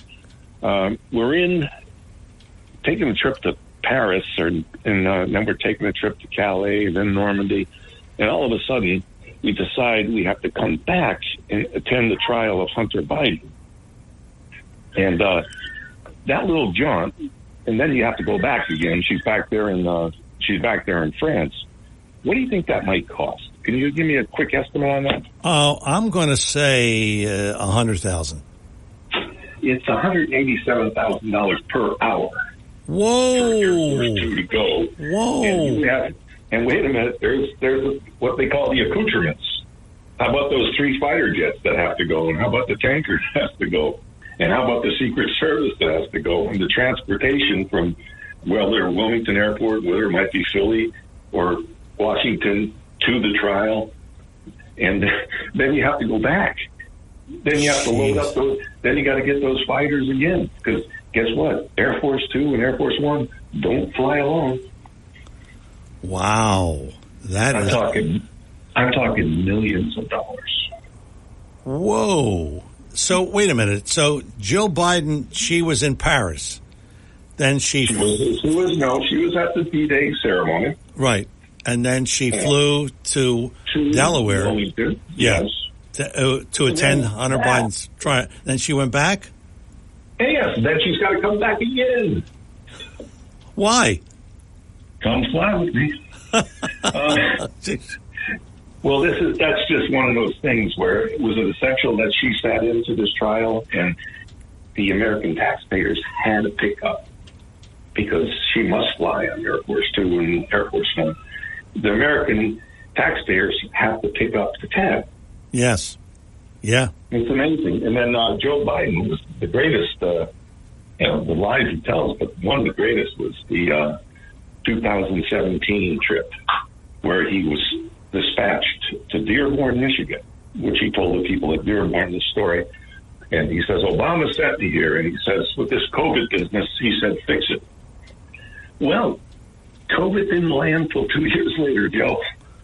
And he did on the Dearborn trip. One thing that was truthful about that, he did drive his 18-wheeler there. Oh. And this business about the trials, I'll go over them real quick. The one in Florida, the judge has real concerns about Smith actually being a legal special prosecutor since the special prosecutor statute has expired. And Merrick Garland said, well, I appointed him. Well, guess what? You don't have the right to do that. He's got to sit before the Senate if you're going to do a special prosecutor business, unless you're a U.S. attorney, because you've already been before the Senate to be confirmed. So he can't even be the special prosecutor. And the judge is holding up the trial because of that, and because of some very important thing where he scanned the documents, his group, and they mishandled them in Mar-a-Lago. So what Trump is being accused of is what the prosecutor has currently done. Oh. So you have the Fannie Willis thing. That trial suspended because the appellate court says we want to look into this disqualification hearing. We believe she probably should be. We're going to take a look at it, and she won't be the prosecutor on that. The appellate court will take her off, and that trial will be you could your Lexus will have 300,000 miles when that trial comes about. Yes, that's right. And the New York trial is that could be a hoax. What's going on there with that juror? Yeah, that's right. Like Bob said, he made a great point. The judge wouldn't, basically just write the letter for no reason and send it to Trump's attorneys. Yeah. And he said we could have a problem here, basically. Well, we're going to see. Dan, thank you for the call. We're going to see what's going to happen there. This is a whole new wrinkle on the Trump trials. Oh, boy. I always say this. You can't make this stuff up. Linda and Absecon. Linda, good morning. Welcome to Talk with a Purpose. Good morning, John. Boy, your guys are smart. Really. Yes, they are. Show is an absolute pleasure to listen to. Thank you. And, really, especially these guys, the majority of callers are guys. And it was so nice to hear Progner talk about Vance and to hear someone talk about, we can take the Senate. That's what this is supposed to sound like this time of year. That's what you want to hear. We can take the Senate. Yeah. We can take the House. Yeah, that's right. No, instead we're talking about jail terms and 900 years. Yeah. And truly, and it's worth commenting. My friend who just called is excellent, and Craig, but really puts thought into politics, and it's fascinating to me, really fascinating to me. Yeah. And Obama, by the way, he used either a pen or a phone, and he got Eric Holder off. So Eric Holder didn't have to do any fancy dance steps. He just, Obama just got him off. And everybody thinks, maybe President Obama has a decent degree of intellect. Maybe he does. But when he was running for president, I went looking for it, and I couldn't find it. Not when President Obama said, what magic wand is Trump going to raise? But how did it go? What magic wand is Trump going to use to get the jobs back? He didn't know. He didn't know what makes a country work. He didn't know what would make jobs come back. Well, he never ran a business. Of course, you're right. He never. I mean, he was just I don't know what he was. He was in the Senate for 2 years. He was clean, white, and articulate. Right. That's right. And that's basically, and that was that was a horrible thing to say. I just couldn't believe it when it was said by our president. Yeah, well, clean, white, and articulate. I thought, what did you just say? I just couldn't believe my ears. Yeah. Well, but it didn't matter. Nothing matters with the Democrats. They can say and do whatever they want. And as for oh my gosh, who's the guy that but Bannon, he shouldn't be going to jail. Becky Kelly wants him out there running the campaign. I would like to see him help run this Trump campaign, to tell you the truth. Well, he still might get off. What do you think of Curtis Bashaw winning the Republican nomination? Curtis Bashaw, I know a little thing. I think I know a little thing about Curtis Bashaw, and he's quite astute. I believe if it's the same Curtis Bashaw, I thought it probably is. I was an administrator for an insurance company, Metropolitan Life, down in Cape May, and a friend, and he ran a polling. He would do polling, and from what I understand, he had good jobs, and a lot of girls in my office would assist him. in polling, not just in percent. Another one, Chucky Catanoso, you know the name. He's from down south too. Chucky's up here. In fact, Chucky,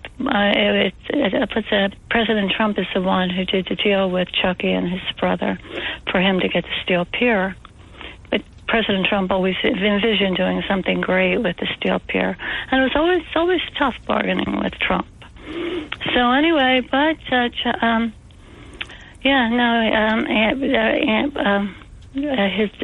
brother Catanoso, they have been running the steel pier for a long time. Yeah, and Bashal knows a lot. I would assume if it's the same Bashal, he knows an awful lot about politics. Yeah, well, he could be the first Republican senator in New Jersey in 50 years. That's another thing. How thrilling is it to even think that? Yeah, that's right. It gives you hope. It really gives you hope. Linda, thank you for the call. We appreciate it. 609-407-1450. We're going to break right now. Then we'll have Tony in AC, and maybe we'll have you. 609-407-1450. That's our number here in the studio, 609-407-1450. We are coming back with more Talk with a Purpose in just a moment. The finest fresh fruit and produce you'll find anywhere? Check. Award-winning gift baskets and fruit baskets? Check. Baked goods and prepared foods? Check. They check all the boxes. B.F. Mazzio, 601 New Road, Northfield. And that's not all. Gourmet items, specialty foods, and catering for all occasions. It's all right there. Check them out online at bfmazzio.com. That's bfmazzio.com. B.F. Mazzio, 601 New Road, Northfield. Your WPG Talk Radio 95.5 AccuWeather forecast for South Jersey. For this afternoon, mostly sunny and breezy with a high up to 85. Increasing clouds tonight, low 60.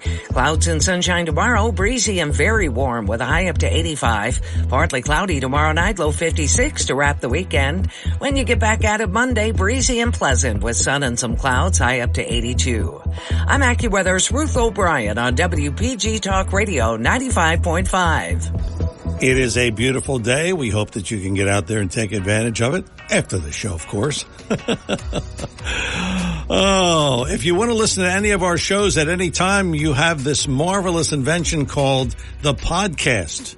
And you Google John DeMasi podcasts. And guess what? All of the shows come up. We are now probably up to 215. Did we do 215 shows? We probably did more. Who knows? But you can listen to any of them at any time if you so desire, as long as you have a device. It's that simple.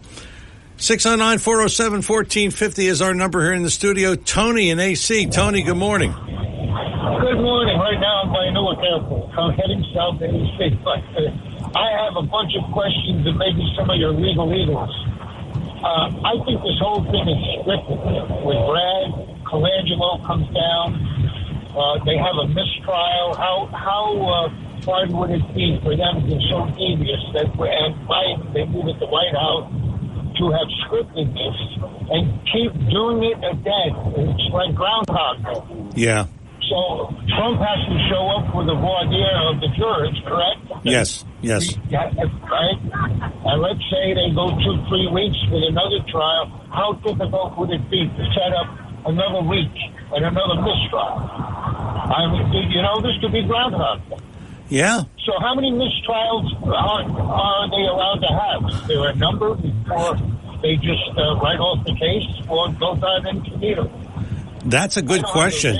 That's a good question, Tony. How many mistrials are there allowed to be? I just don't. I don't know, but I would think that if they had one mistrial, then they tried them again. Maybe the outcome is different. I don't know, but I really don't know the answer to that question. Maybe one of our legal eagles will call in and tell us. Right, I hope so. But would you agree that it's not beyond the scope of reality that this could be the act they're portraying? This could be their scenario? They're so devious that they could really make this happen? Yeah. Yeah, I wouldn't put it past them. I wouldn't. Tony, thanks for the call. We had a little trouble hearing you because of the connection, but 609-407-1450. I promised you this discussion of Joe Biden and trying to control the border. And this is really a ridiculous thing, but this is what he's doing to try to make people think that he's trying to control the border. President Biden says asylum clampdown will help gain control of the border. This is the latest plan for scamming the voters into thinking that he's doing something about the border. A presidential proclamation aims to bar most migrants from crossing into the U.S. when entry points are overwhelmed. And I find that contradictory because aren't the entry points overwhelmed now? I mean, we've heard 10,000 a day coming through. This, the White House detailed the long-anticipated presidential proclamation. It was signed by Biden, which would bar migrants from being granted asylum when U.S. officials deem that the southern border is overwhelmed. Again, I find this contradictory. According to Biden, this action will help to gain control of our border, restore order to the process. To which I say, Boulder Dash. How can you say the border is overwhelmed, but it's already been overwhelmed? I mean, look, just stop letting people in. That's the one way to stop the border. That's like the horses are out of the barn already. This is purely a political move to try and stem the tide and the backlash from people saying Biden believes in open borders. To which Biden did add, and again, this is really how he feels.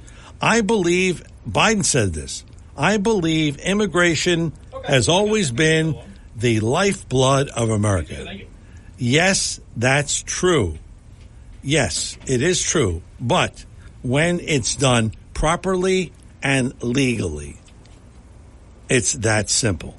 When it's done properly and legally, yes, immigration is the lifeblood of America.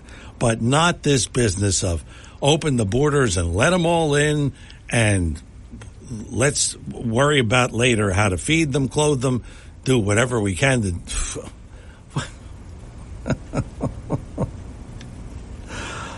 Oh boy, it's really unbelievable the spin that Biden tries to put on some of these things. 609-407-1450. That's our number here in the studio. It is Talk with a Purpose every Saturday, 9 till noon. WPG Talk Radio 95.5. We are also heard on 1450 AM. And you can always catch us online at WPGTalkRadio.com. That's where you'll find us.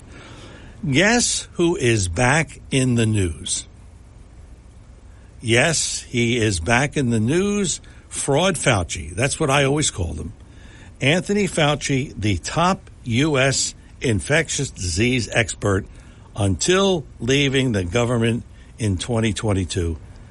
And being paid more than the president. And I think his pension now, I mentioned this before, it's hard to imagine living on a pension of $400 and some $1,000. I couldn't live with it. Could you, Chris? No. We would have to struggle. Fauci faced some heated questions Monday from Republican lawmakers about the origins of the COVID-19 pandemic. Do you think he lied? Fauci lied. No, not Fauci. Remember that? Masks or no, that doesn't matter whether you wear a mask or not. Then we couldn't go anywhere without wearing a mask. Oh, it's ridiculous. He was grilled for 14 hours over 2 days in January behind closed doors. A U.S. intelligence analysis says there's insufficient evidence to prove either way whether the virus was manufactured in a lab or it simply started naturally the way other viruses like SARS and MERS jumped into the people. What about the mask mandates, as we mentioned earlier, and the advice on social distancing? Remember that? 6 feet. Remember, everywhere you went, you saw signs. 6 feet apart. Don't get closer than 6 feet. The whole thing. I could talk forever about the ridiculousness of the COVID pandemic. But anyway, the House questioned him on that, but apparently no conclusions. It's good to see Fauci back in the news, only because I love to talk about him, because everywhere you went for 2 years, everywhere. He was on every TV show. He was on every talk show. He was on everywhere you went. I mean, Sunday morning, you could turn the channel and he was on. Then you could turn the other channel and he was on. It was like, oh boy, it's unbelievable. It's unbelievable. Oh yeah. It'll be about 11:05 or so. Okay. 609-407-1450. That's our number here in the studio. 609-407-1450. Fraud Fauci. He is something. Now I'll tell you who has a problem. And I don't know where this is going. But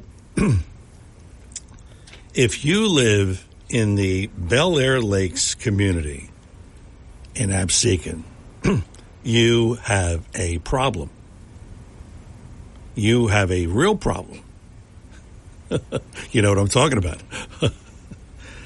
This is a 55-plus community, which happens to be very near an Atlantic County landfill. Apparently, residents there are complaining that the landfill exposes them to high levels of a certain gas, causing permanent nausea and breathing problems. You believe this? I just heard about this, and this was in the Philadelphia paper. Wasn't even in the press. Bel Air Lakes is roughly 250 feet apart from the landfill.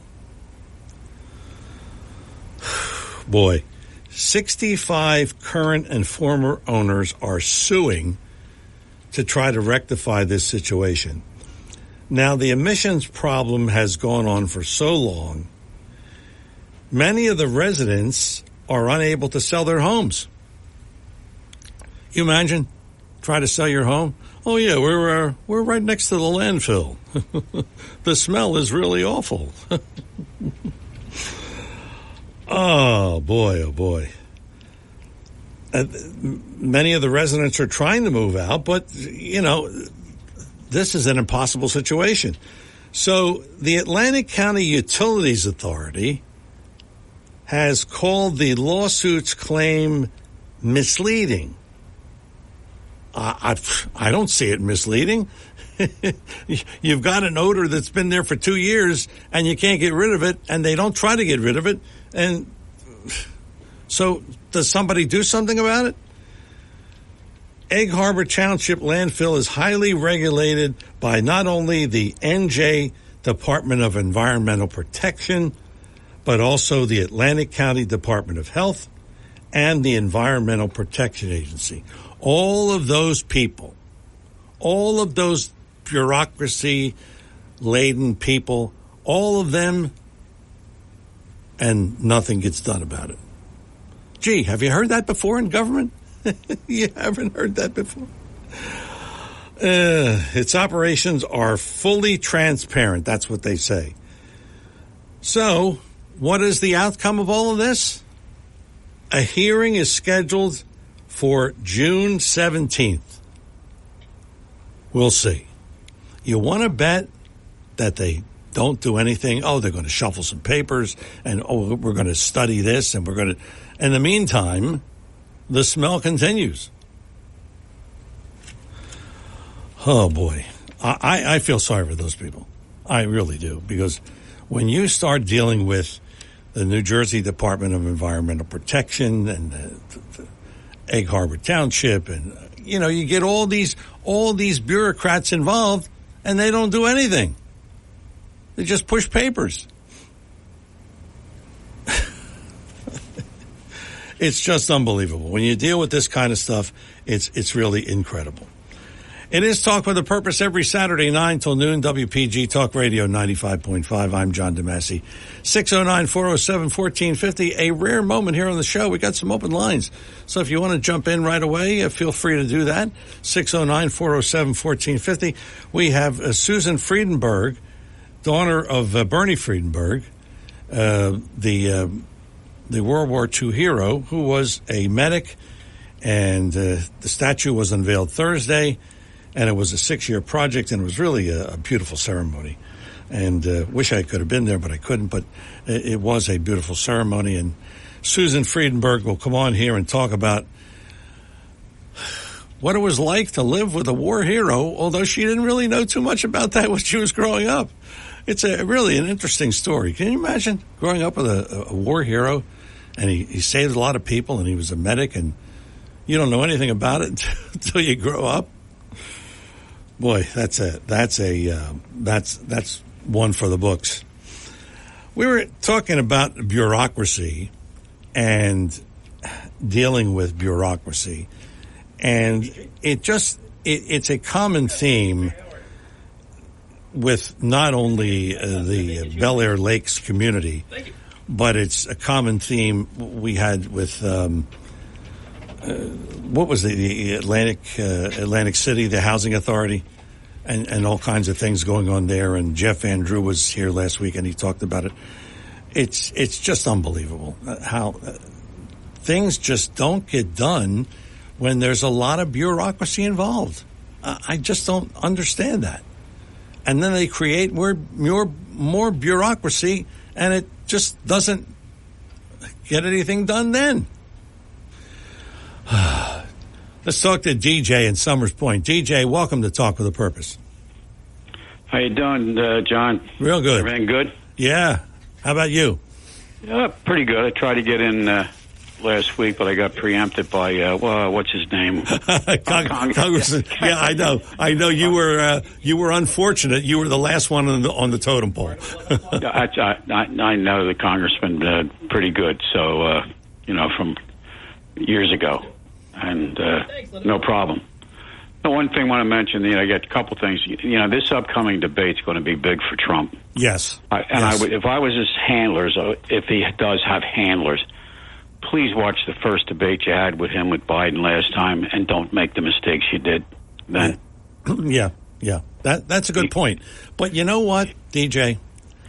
One thing about Trump, he doesn't listen to many of his advisors. Now, maybe he listens to his children, maybe. But I don't. I agree with you, but I don't see him listening to them. I don't. I hope he does. Just don't listen to him then.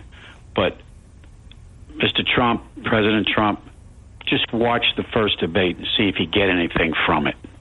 Yeah. And he might say, "Oh, yeah, that was a little over the top." Yeah. Right. I agree. Just stay focused. What it was like prior to the election. That's it. That's exactly right. That's right. Statistics. Yep. Keep it simple. Yep. 1.9%. 1.9%. January 20th, 2021. And what was it in a couple of months? 9, 10%, something like that. 12% inflation. Statistics don't lie. Yeah. And stay above the fray. Right. And can I give a shout out to somebody, an organization? Sure. My alma mater. Kudos for a job well done to the Ocean City Police Department, along with the Cayman County Prosecutor's Office. They made an arrest, as you know, in that incident on the boardwalk on Memorial Day. Yeah. Yeah, 14-year-old. How about that? Yeah. But, 14-year-olds, they got to be protected. Yeah. We got to take care of them now. I know, jeez. Right, we got to put them in a program, right? Make sure they get 3 meals a day. But they made an arrest. There was a lot of confusion that night. Yeah, yeah. But they got what they needed, enough probable cause to make an arrest, and it's a job well done. Yeah. People say, well, what are you going to do about it? What are you going to do about it? We're working on it. We're working on it. Yeah. I was wondering, and maybe you can give us some light on this. What can they do moving forward so that we don't have these incidents again and it doesn't hurt tourism? What's your opinion on that? You got to go back to some of the old laws. Yeah, that's yeah. What Wow.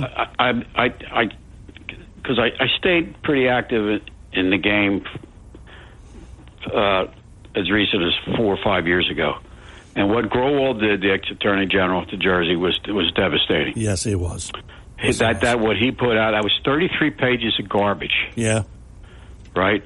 He took the power out of the police. He made the prosecutors have to make the final determinations. Everybody gets curbside warnings, et cetera, et cetera. Yeah. No, it wasn't broken, but everybody was rushing. No juvenile can do any wrong. No juvenile should get a criminal record. Well, getting arrested as a juvenile is not a criminal record. That's right. Yeah. It's not a criminal record. Yeah. Yeah. Okay, but we had to change that. And Grewal is the same guy that stopped the Cape May County Sheriff's Department. That's right. Yeah. From working with ICE. That's right. And if you ever read that directive, John, about what law enforcement couldn't do working with ICE, it would make you sick. Yeah. And what did he do? He wrote all this stuff, and then he left town. Yes, that's right. Yeah. Okay. Oh, he was an eyesore. Hey, we got the clock, DJ. Thanks for the call. That's our cue. Hour number 2 in the books. Hour number 3, Susan Friedenberg will be here talking about Bernie Friedenberg at 11 o'clock. Don't go away.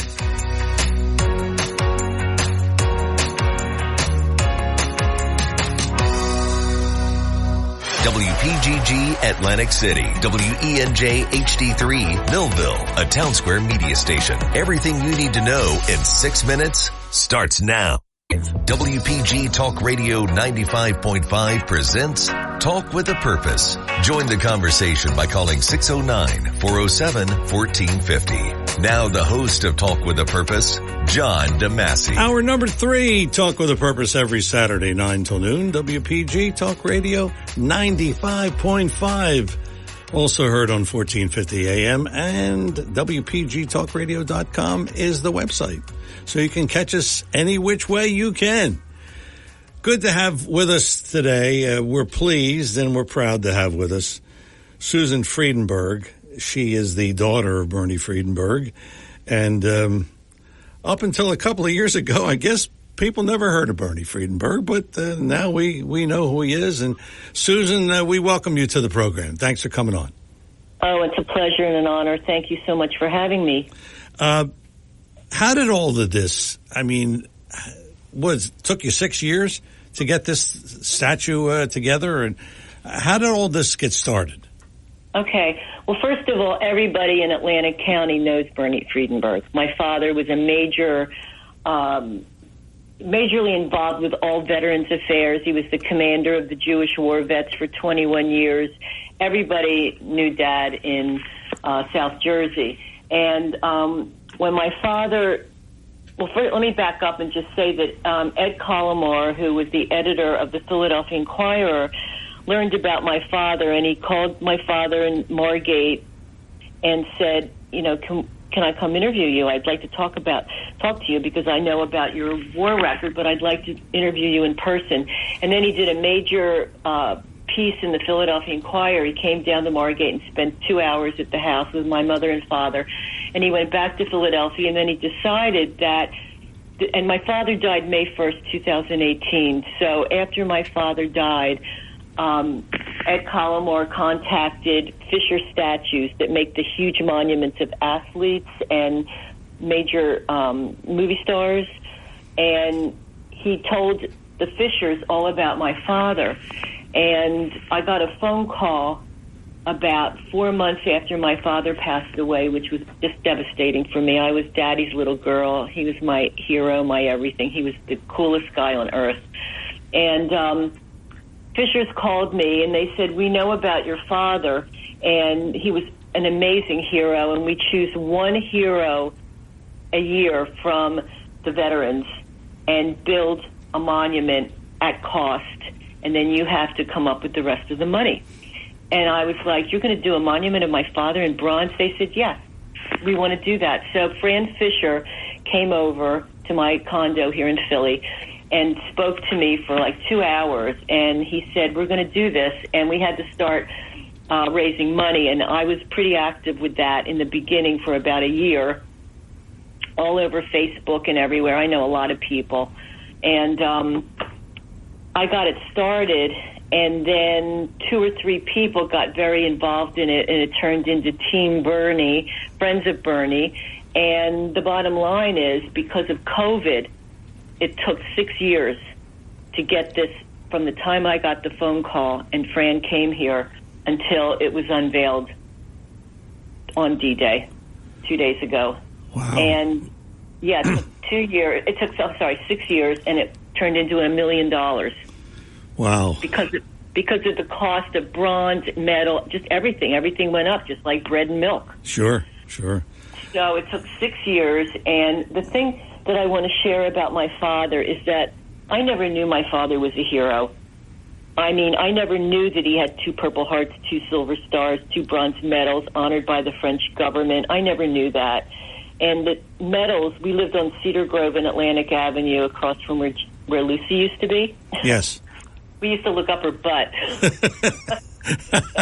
That was the first thing I saw in the morning. How do you tell people about Lucy? You can't comprehend it. Yeah. Too funny. So anyway, medals were all over the walls in the den. And I'm sorry, people think I'm weird. I called my parents Mommy and Daddy. That's all right. Thank you. And so Daddy never talked about the war, ever. I had no idea that this man had been through what he had been through because he was just so humble. How old were you when you first knew, or did he mention it, or what? Do you know what age you were? I was probably in my late 20s, maybe early 30s. And what happened was my father, as I said, he was very humble. And then Saving Private Ryan came out at the Tilton Movie Theater. Yeah. And one of my brothers took my father to see it. And I'm telling you, he had never uttered a word about the war. He flipped out in the movie theater, and my brother had to get him out of there because Tom Hanks was Bernie. My father was in the 4th wave off the U-boats onto Omaha Beach on June 6, 1944. He was 23 years old. He enlisted when he was 20. And I'll tell you about that in a minute. But Saving Private Ryan came out. He went crazy, and he had to have therapy. And Bob Frollo, who I'm sure you know who he is, right, head of Atlantic County. I love that man. He really helped my dad and got him into a veterans hospital here in Philly. It's named after Michael Crescench, another hero, whose statue the Fishers did that's down on the waterfront here on the Delaware in Philly. And, he told Dad, you need to start writing. You need to put it into a book or start purging yourself because you are really having problems. Nobody knew about post-traumatic then, Yes, that's right. It's horrible. And so my father was flipping out at night. He would thrash in his bed. He would scream commands. He would try to jump out of his bed. He fell out of bed quite a few times. And, he was reliving it, and it was just really, really bad. And then he wrote this book, Of Being Numerous, World War II as I Saw It. And it was edited by Marianne McLaughlin from Stockton, and it's quite an interesting book. My father had a great way of writing. He was just really cool. He was, by the way, he was Staff Sergeant Bernard I. Friedenberg, Medical Detachment, 1st Battalion, 16th Regiment, the 1st U.S. Infantry Division, the Big Red One. And so what happened is that my father was going to Temple out of Atlantic City High School. He came to Temple University, and the day Pearl Harbor, and let me just preface this by saying Jews in America knew what was happening in Europe. The Jews knew what was going on with Hitler, okay? And we knew, not me, I wasn't born, but the concentration camps. And my father, the minute that Pearl Harbor was bombed, my father quit Temple and came home to Atlantic City and drove the recruiters crazy. He went to the post office in Atlantic City so many times trying to enlist, and nobody would take him because he had really bad eyes. They just wouldn't take him. So how did he get accepted finally? He drove them crazy, and I think to get him out of their faces, my father got a phone call from the Army saying they called him by his first name. He always kidded about that. They said, "Bernie, come on down. They've lowered they wouldn't take him because of his vision. He had really bad eyes, and they lowered the vision requirement." And the guy said to Dad, "You don't have to go." And my father said, "Yes, I do, sir." And stamped the paper, said, "You're in the Army now, Bernie." And then my father went to Fort Dix, and the medical doctor examined him and said, "You don't have to go. You can get out of this because you have really bad eyes. You're going to have very limited service." And my father said, "Yes, I do, sir," again, and off he went to Fort Dix. You know, he was at Fort Dix, and next thing you know, he's in Europe. He was in every single campaign, and he was just the coolest guy on earth. And he just started to, because of Professor Doug Survey of Stockton University. Doug was at the time teaching at Oakcrest High School in Mainland Regional, and he saw in the Atlantic City Press an article about my father after Saving Private Ryan came out.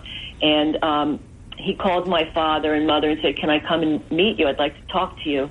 And he came over. He told his wife, Kelly, who I love these people, said to Kelly, "I'll only be going an hour, Kelly." He was at my mother's house for 3 hours. He couldn't pull himself away from my parents. They were such a great couple and a comedy act. But Dad was really serious about this. And Doug read Dad's manuscript. It wasn't finished yet. And then he said, "Bernie, I'd like for you to start teaching at the schools. They need to know about the war." And so what Doug would do is show Saving Private Ryan, and then my father would walk in his Army clothes, and the kids went nuts. They'd be screaming, cheering, clapping. They all wanted their pictures. And when my father died, May 1st, 2018, I found boxes and boxes of amazing letters to Dad from these kids. And I mean, he was just bigger than life. He was a little man. That's the other thing. The other day before I left for Atlantic City, I live in Philadelphia, but when I left for Atlantic City to go to the monument's unveiling, and I had on television, I had on MSNBC and CNN, and I'm watching, going back and forth the coverage of D-Day. I was hysterical crying. I never would watch any of this because it would upset me, but I really watched it the other day, and I was just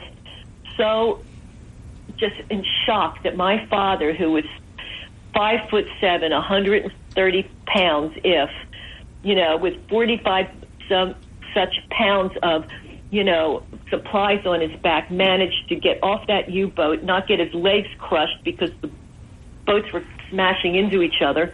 And the other thing, I don't mean to be gross, but there was vomit all over the ship's floors, if you will, because they made them have a really big breakfast before they left for the beach. Oh, jeez. And they were all vomiting from seasickness. And Dad said he couldn't believe he didn't slide and slip and fall and hit his head. And then they would jump off and their legs would get broken. Many of Dad's comrades died just getting off the boat. Jeez. I want to take you back, Susan, to 1998 when he saw Saving Private Ryan. That's really when it hit him. And so he lived 20 years after that.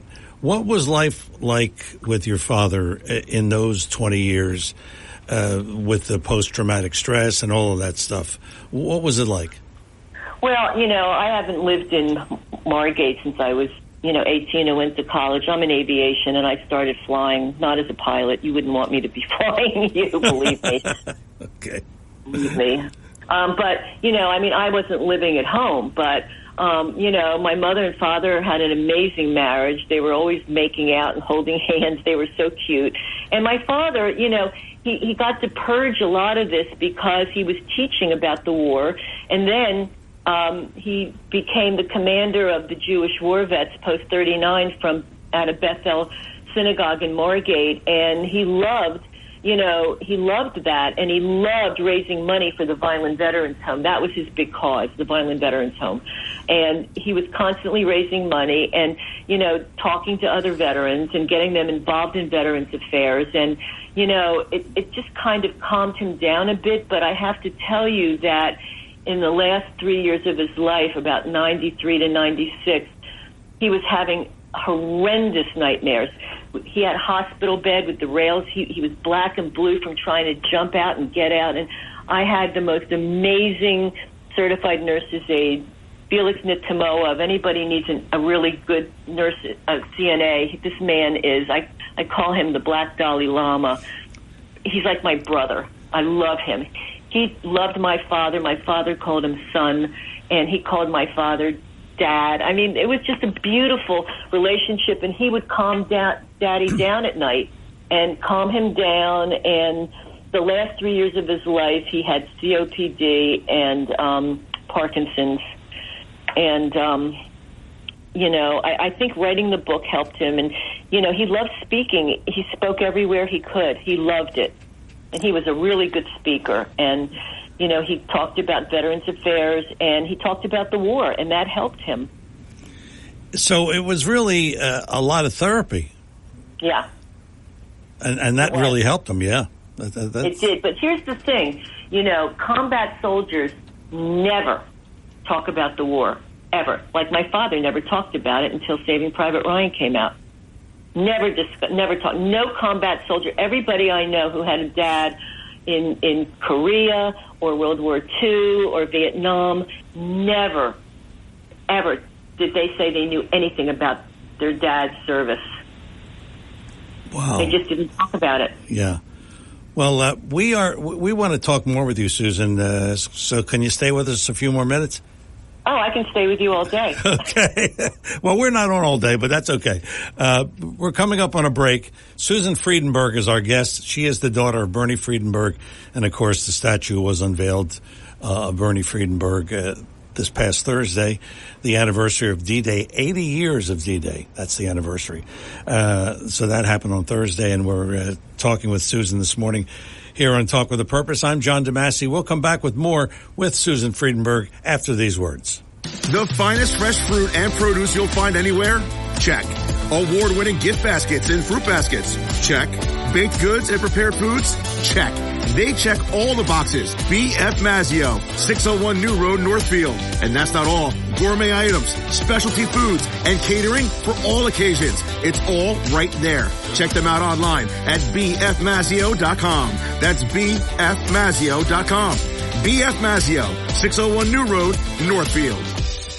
We are back here on Talk with a Purpose. Susan Friedenberg is our guest, the daughter of Bernie Friedenberg. And if you would like to ask her a question or just say congratulations or whatever, you can call in 609-407-1450.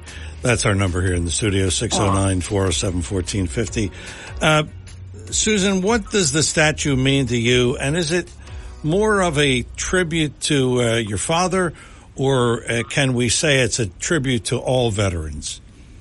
Okay, this monument is in my father's image. He was a medic. So it's my father on his knees cradling a wounded soldier. It's very, very intense. But this monument is to honor all, I mean all, World War II veterans in both campaigns, the Pacific and Europe, and in particular, the medics. The medics saw the worst of the war, and it's just unbelievable. I mean, my father tells this story that when he got off the U-boat and got to shore, there was a minefield, and there were 5 or 6 men screaming in agony and pain. And my father crawled into the minefield and pulled 5 or 6 men out on his back to get them out of the minefield. And he gave them first aid, and then they were taken to, a place where they would take them, an aid station, it was called, where they could really get even more help. And what did you say he was, 130 pounds? Yeah. Carrying 5 men on his back at 130 pounds? Boy, that's an accomplishment. Well, not at the same time. He took them out individually. Yeah. Yeah. And he should have gotten the Distinguished Honor Cross I get all the medals confused, but he should have gotten it. And the truth is, Jews and black soldiers did not get what they deserved. There was a lot of prejudice in the Army. And may I tell you that my father was a lightweight boxer. My father beat up some of the soldiers that would disparage the black soldiers. And there was a gay soldier named Arthur that my father became friends with, and they would tease and torture that guy. And my father beat up so many men. And after the war, Arthur stayed friends with Daddy. Just couldn't believe how Daddy had his back all the time. And may I tell another story about Dad? Sure. Okay. My father heard a major explosion, and it was a building. A building had been bombed by the Germans. And my father waited till the dust settled, so to speak, and he heard somebody screaming and crying in pain in the building. And my father ran in thinking it was one of our soldiers. And this is really unbelievable. And my father was a medic with a gun. And anybody that knows Bernie knows Daddy had a gun, okay?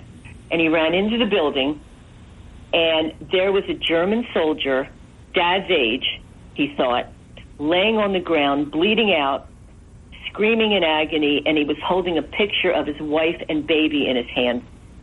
And my father looked at him, and my father thought, maybe he was drafted. Maybe he doesn't know about the concentration camps. He's just a soldier that had to go to war because he got drafted.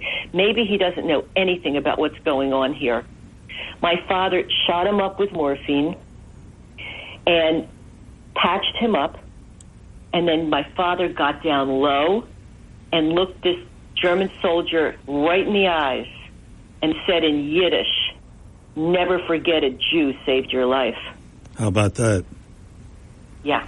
Yeah, how about that? Wow, that's incredible. Yeah, that's who Bernie was. That's who Bernie was. And I wanted to ask you, Susan, your father was a medic, but what kind of training? I mean, did he have any kind of medical training before the Army, or what? How did they trained him. I mean, my father went to Temple to be an accountant.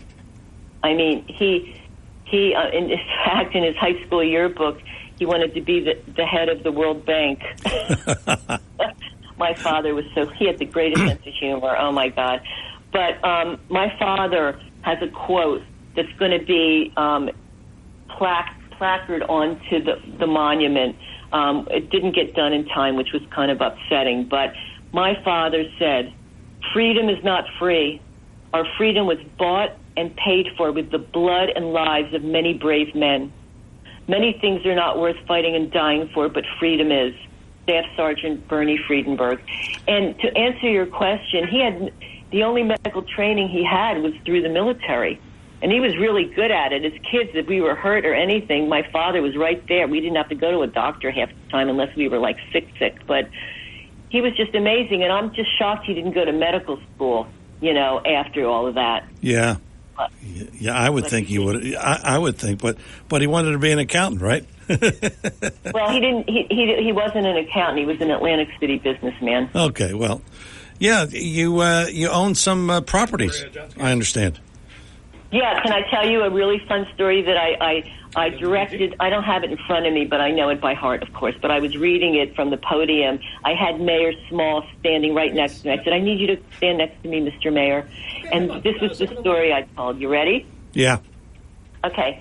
My father came home from the war, emotionally damaged. They didn't know about PTSD. And he took him about 5 months to calm down. If he heard an airplane overhead, he would dive down. And, you know, my grandfather, Jake Friedenberg, was a really wonderful grandfather and a wonderful father to my father. And my father, after he calmed down, told my grandfather he wanted to open a bar in Atlantic City. And you know, he'd just come back from the war 5 months ago. All he had was a card that he had left when he left Atlantic City, and that was the only thing he had. And my grandfather said, Bernie, I'll give you the money to open your bar. And my father said, no, Dad, I'm not taking your money. I'm going to do this on my own. So my father went to First National Bank in Atlantic City and asked for a loan to open a bar. And they wouldn't give it to him because he had no collateral. So my father was really upset by this. And my grandfather said, Bernie, I'll give you the money. My father was, no, I'm doing this on my own, Dad. My father scooped up all his medals, all the paperwork, everything, and he went up to Mayor Altman's office.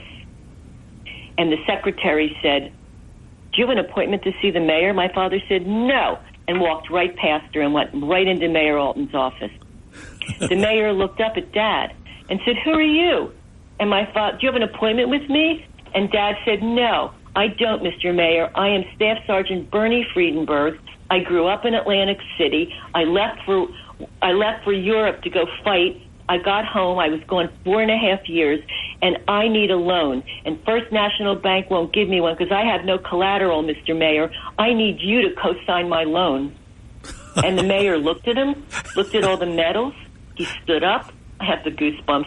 He shook Daddy's hand, and he said, let's go, Sergeant Friedenberg. I'm going to co-sign that loan. And off they went to First National Bank.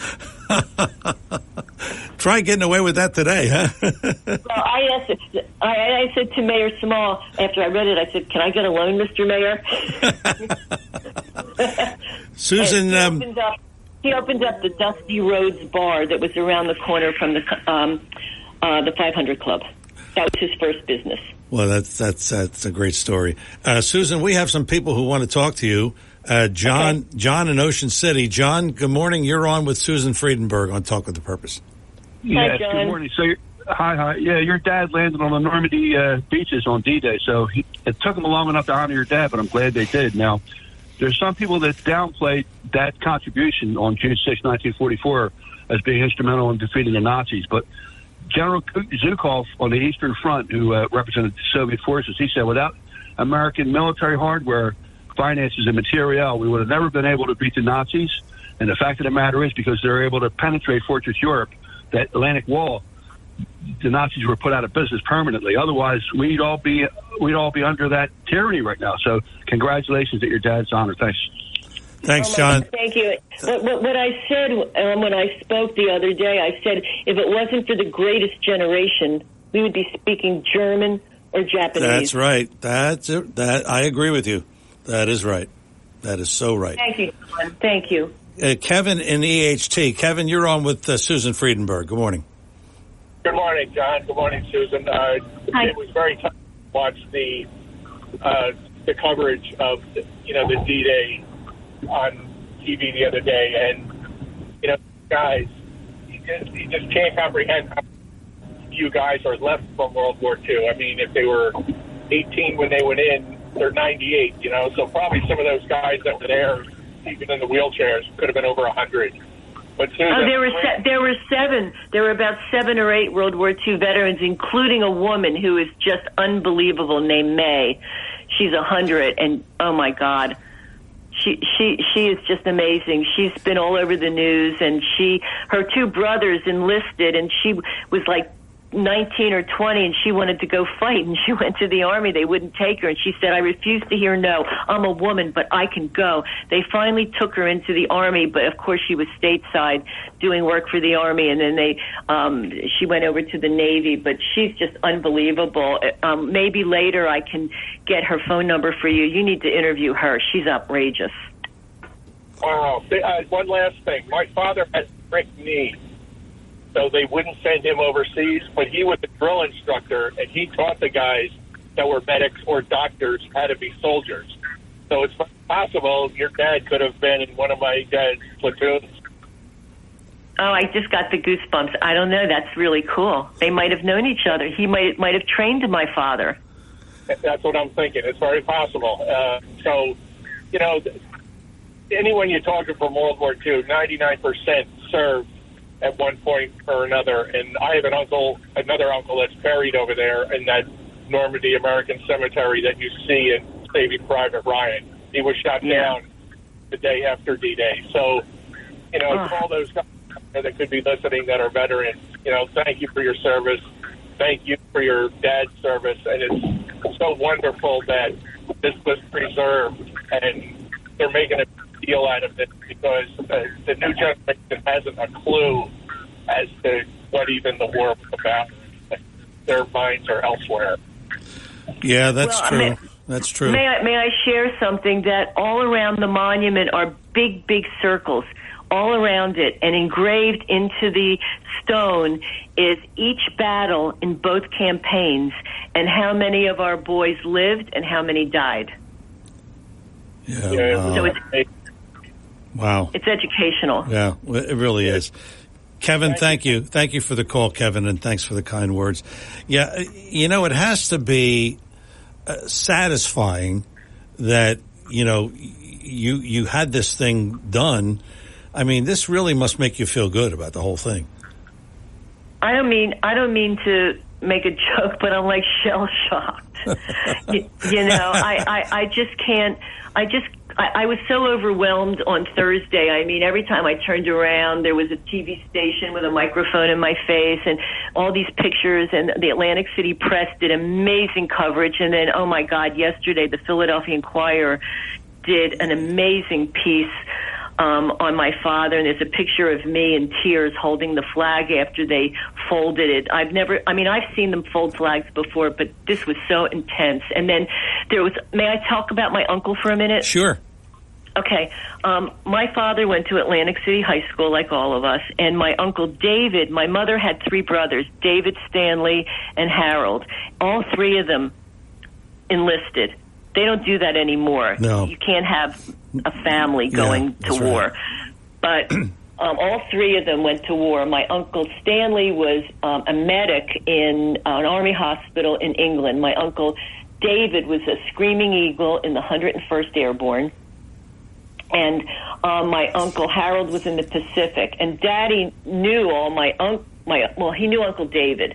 But my father was on Omaha Beach, on the 6th, and my precious beloved Uncle David, the Screaming Eagle, he jumped into Carentan, France on June 8th, 2 days later, to secure the French countryside. My Uncle David jumped with 6 men. They were surrounded by Nazis. My uncle was a lieutenant. He put up a white flag, and they came around and shot them all in the head. One guy survived, and my uncle Stanley found the one survivor in the army hospital in England who told the story. And when my uncle left for war, my mom was 16, she was the baby, and Uncle David gave my mother his 101st Airborne Screaming Eagle ring, and Mom wore it. He said, wear this around your neck, little sister, and when I come home, you'll give it back. Well, obviously, he never came home. The family was fractured. My grandmother became a Gold Star mother, and my mother, when I was maybe 15 years ago, my mother gave me the ring. She said, you and your Uncle David would have loved each other. You're in aviation. He was an aviator. You wear this ring. So I wear it on my middle finger on my right hand all the time. And one of the things I was so honored by at this amazing ceremony the other day was this woman who is the president of Gold Star Mothers in Atlantic City. Her name is Patricia Bai. She's the president of Department of New Jersey Gold Star Mothers. She knew about my uncle, and she came to me and in front of everybody and gave this beautiful medal to honor my grandmother. Because my grandmother was the president of Gold Star Mothers after the war. Yeah. The war, that was a horrible war. Every war is horrible. Every war is horrible. But that one was pretty horrible in itself. My father's second cousin, Harriet Ansel, was there with her daughter, and they live in Philadelphia, but her husband liberated one of the concentration camps, and he was completely screwed up his whole life from it. Boy, you know, I'll share a story with you. My Uncle Phil was one of the first Marines to land in Iwo Jima. And, you know, of course, that was before I was born, like you. But later on in life, I noticed he had a drinking problem. And he couldn't hold the job. And his marriage was, you know, wasn't much. And he just kept drinking. And I realized later, in fact, when I started doing this show, I realized that he had PTSD. And you didn't talk about that, and you didn't really deal with it. You just kept going. And it's just another family affected by it. And really, it affected many, many families. But, Susan, we thank you for coming on here. It's really an emotional story, and it's a wonderful thing, and I'm glad that we were part of it here on this program. And we thank you again for coming on, and continued success. And you always have a reason to come on this show because we always have room for you whenever you come to Atlantic City. Thank you. Can I just say one more thing? Sure. My father was not buried in a military cemetery. My grandfather bought 4 plots offshore at Rodef Sholem's Jewish cemetery. And every time I go to visit my dad loved Jack Daniels, okay? He was not a drunk or anything like that. But I hope I don't get busted for this. No, you won't. I have a quart of Jack Daniels in a brown paper bag under the seat of my car, and I go to visit my father, and I always say the Jewish prayer for wine, and then I go, Beret Pri Jack Daniels, Daddy, and I pour Jack on his grave. Well, one time I left a quart bottle propped up against the tombstone, and when I went back, it was still there, and I'm thinking, oh my God, they think all the Friedenbergs are drunks. Oh, it's a good story. Thanks again, Susan. We really appreciate it. Susan, I appreciate you having me on, and God bless our troops, and God save America. Okay, thank you. Susan Friedenberg, daughter of Bernie Friedenberg, and it was a pleasure having her on the show. A little change of pace from what we normally talk about, but it's good. Talk with a Purpose is the show, Saturdays 9 till noon, WPG Talk Radio 95.5. I'm John DeMasi. We'll come back with some final thoughts on today's program after these words. If you're interested in driving one of the finest automobiles on the market today, then you'll want to check out all of the fabulous new and pre-owned Lexus at Lexus of Atlantic City. Lexus of Atlantic City, 3169 Fire Road in EHT. Driving a Lexus is like no other vehicle on the market. Test drive one for yourself at Lexus of Atlantic City. Whether it's new or pre-owned, you'll be more than satisfied. In fact, Lexus is consistently #1 when it comes to customer satisfaction. Visit Lexus of Atlantic City, 3169 Fire Road in EHT. Or you can check out their outstanding selection of new, pre-owned, and L-certified pre-owned vehicles on their website, LexusOfAtlanticCity.com. That's LexusOfAtlanticCity.com. Or if you want more information, call 609-641-0008. Lexus of Atlantic City, now celebrating their 26th year in the area. A dealership that you'll enjoy. No pressure, no gimmicks, no hassle, no hype. Lexus of Atlantic City, 3169 Fire Road in EHT. And remember, always online at LexusOfAtlanticCity.com. The finest fresh fruit and produce you'll find anywhere? Check. Award-winning gift baskets and fruit baskets? Check. Baked goods and prepared foods? Check. They check all the boxes. B.F. Mazzio, 601 New Road, Northfield. And that's not all. Gourmet items, specialty foods, and catering for all occasions. It's all right there. Check them out online at bfmazzio.com. That's bfmazzio.com. B.F. Mazzio, 601 New Road, Northfield. The Community Food Bank of New Jersey is the state's largest anti-hunger organization. We work with our 800-plus community partners to supply them with the fresh food and resources they need to feed our hungry neighbors. We provide nutrition. We provide support. We provide opportunity. We can't do it without you. Join us. Go to cfbnj.org to donate today. That's cfbnj.org. Did you know that over the past 7 years, more than 55% of all crashes in New Jersey were the result of speed, distracted driving, and/or impaired driving? While that number may seem scary, you don't have to be part of the statistic here in Atlantic County. Hi, I'm Officer Thumbhart from the Hamilton Township Police Department, here to tell you about the 3 simple things you can do behind the wheel of your vehicle to not only be a safe driver, but to make the roadways safer for others. First, put the phone down. Leave it alone. Mobile devices used behind the wheel are against the law, and drivers caught face a fine. Second, wait until you're parked or at a complete stop to adjust the radio or a navigation system. And last, avoid taking your eyes off the road for eating, grooming, and reading. They have no place behind the wheel. By driving distraction-free, you can help to keep our streets and highways a safe place for pedestrians and drivers in our area. This message was brought to you by the Township of Hamilton Police Department and Oakhurst High School Media. Your WPG Talk Radio 95.5 AccuWeather forecast for South Jersey. For this afternoon, mostly sunny and breezy with a high up to 85. Increasing clouds tonight, low 60. Clouds and sunshine tomorrow, breezy and very warm with a high up to 85. Partly cloudy tomorrow night, low 56 to wrap the weekend. When you get back at it Monday, breezy and pleasant with sun and some clouds, high up to 82. I'm AccuWeather's Ruth O'Brien on WPG Talk Radio 95.5.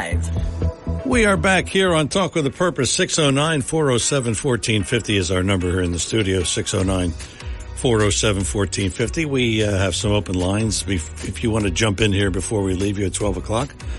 Let's talk to Bob and Cape May. Bob, good morning. Welcome back. Hey, John. I just want to compliment you and Susan. That was great radio. She was a terrific guest, and well, yeah, a great change of pace, and Mr.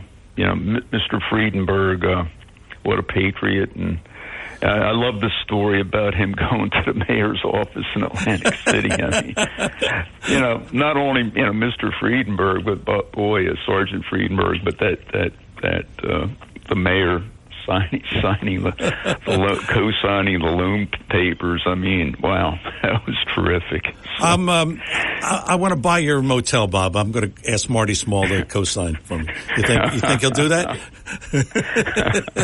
Well, it'd be a good investment anyway, but no, I don't think he'll sign. All right, John. That's all I wanted to say, but it was terrific, really. Thank you for the call, Bob. 609-407-1450. I thought that it was also a good change of pace rather than talking about the stuff that we normally talk about here on the program. But it was a good change and a heartwarming story, to say the least. Can you imagine, though, that you grow up in a home and you're 28 and you don't know anything about your father's past? I mean, my father would say, well, we did this or we did that, but, he really didn't delve into a lot of it. And I guess a lot of parents are like that, but really, this guy was a war hero, and he didn't really tell his family anything until it really hit him, and it was like a delayed reaction. Boy, oh well. Roger is in Cape May. Roger, good morning. Welcome to Talk with a Purpose. Thank you for taking my call, and that was a great interview. Thank you.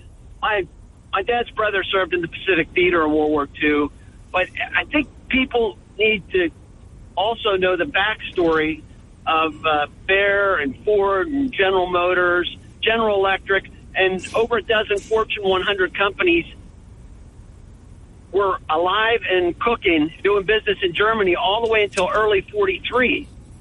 And the 1933, John Foster Dulles and Alan Dulles had a sit-down with Paul Warburg and Adolf Hitler, and Hitler said, I need $20 million to get my government in place, and they installed Hitler. So wars are fought to last, as Julian Assange said, and not to be won, and the longer they last, the more money they make, and that's why we aided Germany in World War I, through Sweden and through trade with neutral countries, and the same thing in World War II, and Vietnam, and of course everything in your house is made with Russian oil and China, so we're financing Russia, of course.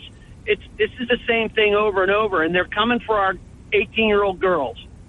Twice since 2015, it died in committee in the United States Senate. They've tried to register girls for the draft, but when they cook something up with Taiwan, they'll probably have something resembling a draft, and they will register our 18-year-old girls. So it's nice that our family members are heroes and have served their country, but let's identify who's behind these wars and who's destroying the middle class and transferring wealth to the 1/10 of 1%, and maybe, just maybe, liberty and prosperity will prevail in the United States. Yeah, that's true. Well, definitely you could say that about Vietnam, because that was clearly a war to generate, I mean, all kinds of things. Yeah, that you're right. Kissinger was funneling money to Moscow, American tax dollars, in the spirit of detente, and North Vietnam would have collapsed in a week if it weren't for Russia giving money to, I mean, it's so obvious. And it's not just that the 50,000 people that died in Vietnam, it's another million, or 500,000 rather, that come back with PSTD, or can't hold a job, or can't make a marriage work. Oh, yeah. And you know, the World War I and World War II, they lost 50 or 60 million, you know, viable young men and women that would have had families and would have, and they were the flowers of Europe, and they were just taken in the cash cow that is the war machine, and the masters of war are planning their next wars as we speak. So just be on guard and follow the money. That's right. Thank you for the call, Roger. You know, that brings to mind, you know, the Vietnam War. It just always brings that to my mind, because when somebody mentions it, I'll never forget. I mean, it was every week. Every week. I worked in a deli in my neighborhood, and every week somebody would come in and say, "Oh, so-and-so died in Vietnam." And some of the parents would come in, and it was really devastating. It was really, really tough.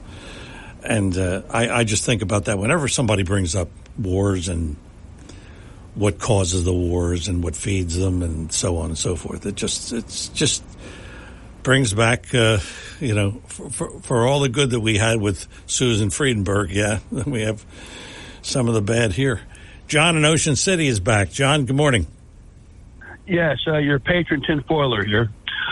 Yes, communism and Nazism started in Bavaria. The capital of Bavaria is Munich. That's where the Nazis got their start. And it was a Bavarian Soviet Republic at the same, before there was a Soviet Union. Now, the last caller talked about American industrialists involved with helping the Nazi war machine out. Well, actually, it was American industrialists that built the Autobahn, which was originally built for transporting military hardware, tanks, and stuff like that. Now, Brother Doc Marquis, who was a spiritual mentor to me for a long time, who was raised, yes, in the order of the Illuminati. No, he was not a warlock. He was a witch. He said that Adolf Hitler, the Illuminati turned on Adolf Hitler when he tried to broker a deal with Prince Edward. That was not a part of the Illuminati plan. They wanted to destroy Germany as the nationalism of Germany to make way for its World War III. Now, Albert Pike, who I mentioned so often, had planned 3 world wars in 1871. The First World War would bring about communism in Russia. That happened. The Second World War would destroy Germany as a national. It would destroy their nationalism, more or less, and that happened. They're back economically, but they're not the same as they were. I mean, they could have done things way differently. I'm not saying that the Germans, instead of following the Aryan warlords, they could have done things way differently. They could have listened to the Christians and the smart Jewish people there instead of turning on them. But anyway, nonetheless, all these things are planned and plotted out. And yes, there is a spiritual dimension to everything. And the same group of people, or a different, I should say it this way, maybe a different group of people, but it's the same plan that's going to bring in World War III. So, yeah, it's time to put our spiritual armor on. Read Ephesians 10. Ephesians 6, 10 to 20. Thanks. Thanks, John. Thanks for the call. And just make sure that we get that straight, what you want us to read. 609-407-1450. We have time for maybe 1 or 2 more calls here before we leave you at 12 o'clock. 609-407-1450. Hunter Biden of course, is on trial now for the gun thing and so on and so forth. But he's in trouble again, not just for the gun and drug charge, but House Republicans issued criminal referrals against Joe Biden's son, Hunter, and Joe Biden's brother, James. The Republican leaders sent a letter to the Justice Department recommending the prosecution of Hunter and James Biden and accused them of making a conscious effort to undermine the House's investigation.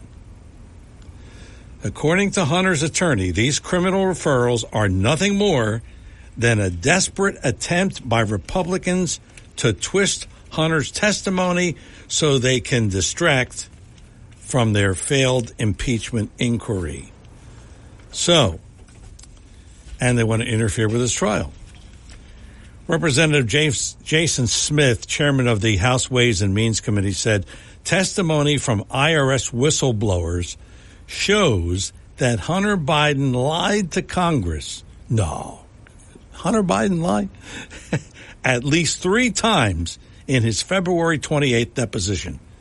Meanwhile, House Speaker Mike Johnson said that if Attorney General Garland wishes to demonstrate he is not running a 2-tiered system of justice and targeting the president's political opponents, he will open criminal investigations into James and Hunter Biden under the false statements and perjury statutes.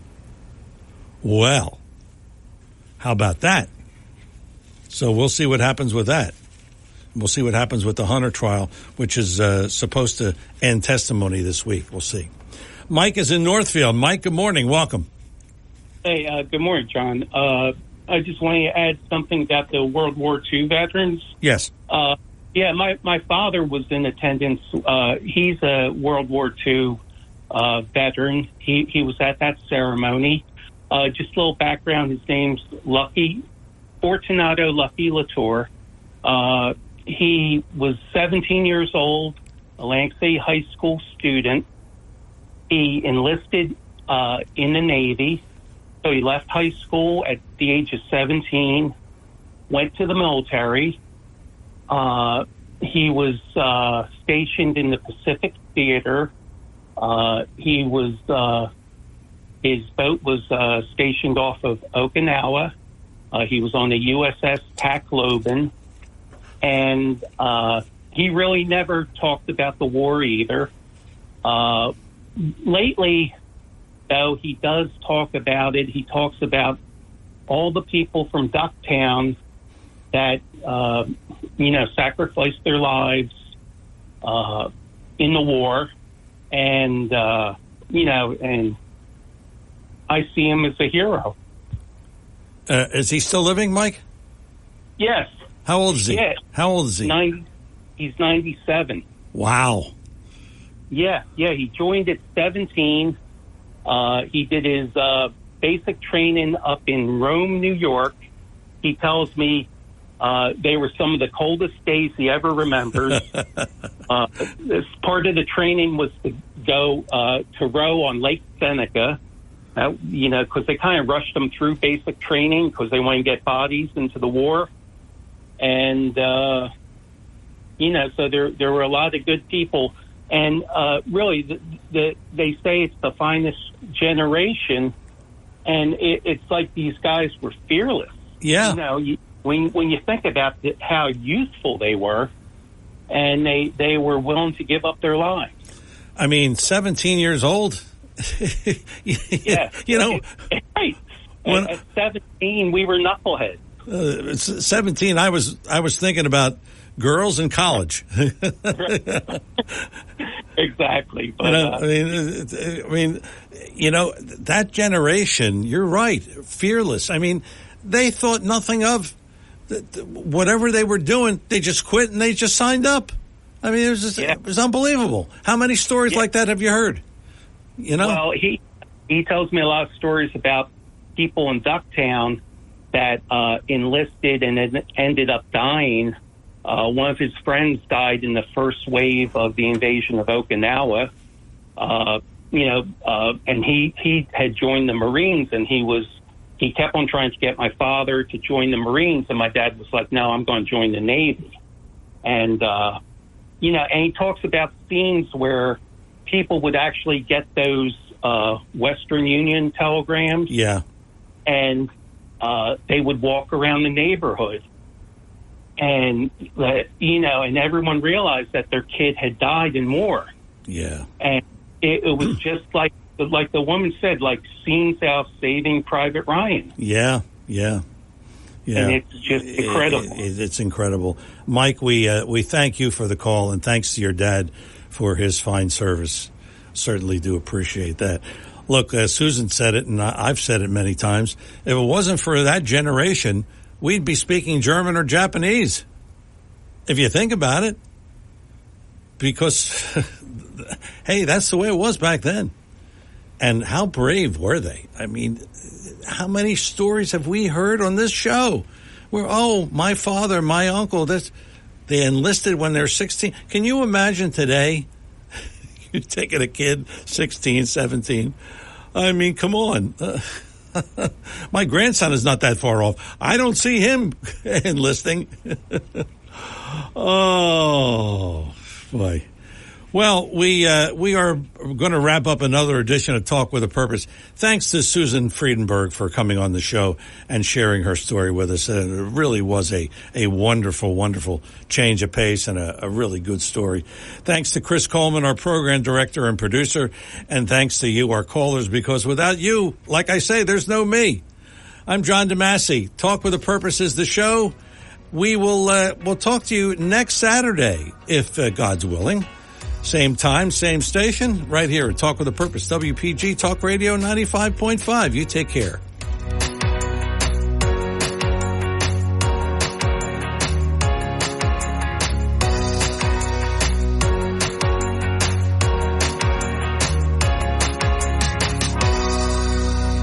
The preceding program was paid for and presented by John DeMasi.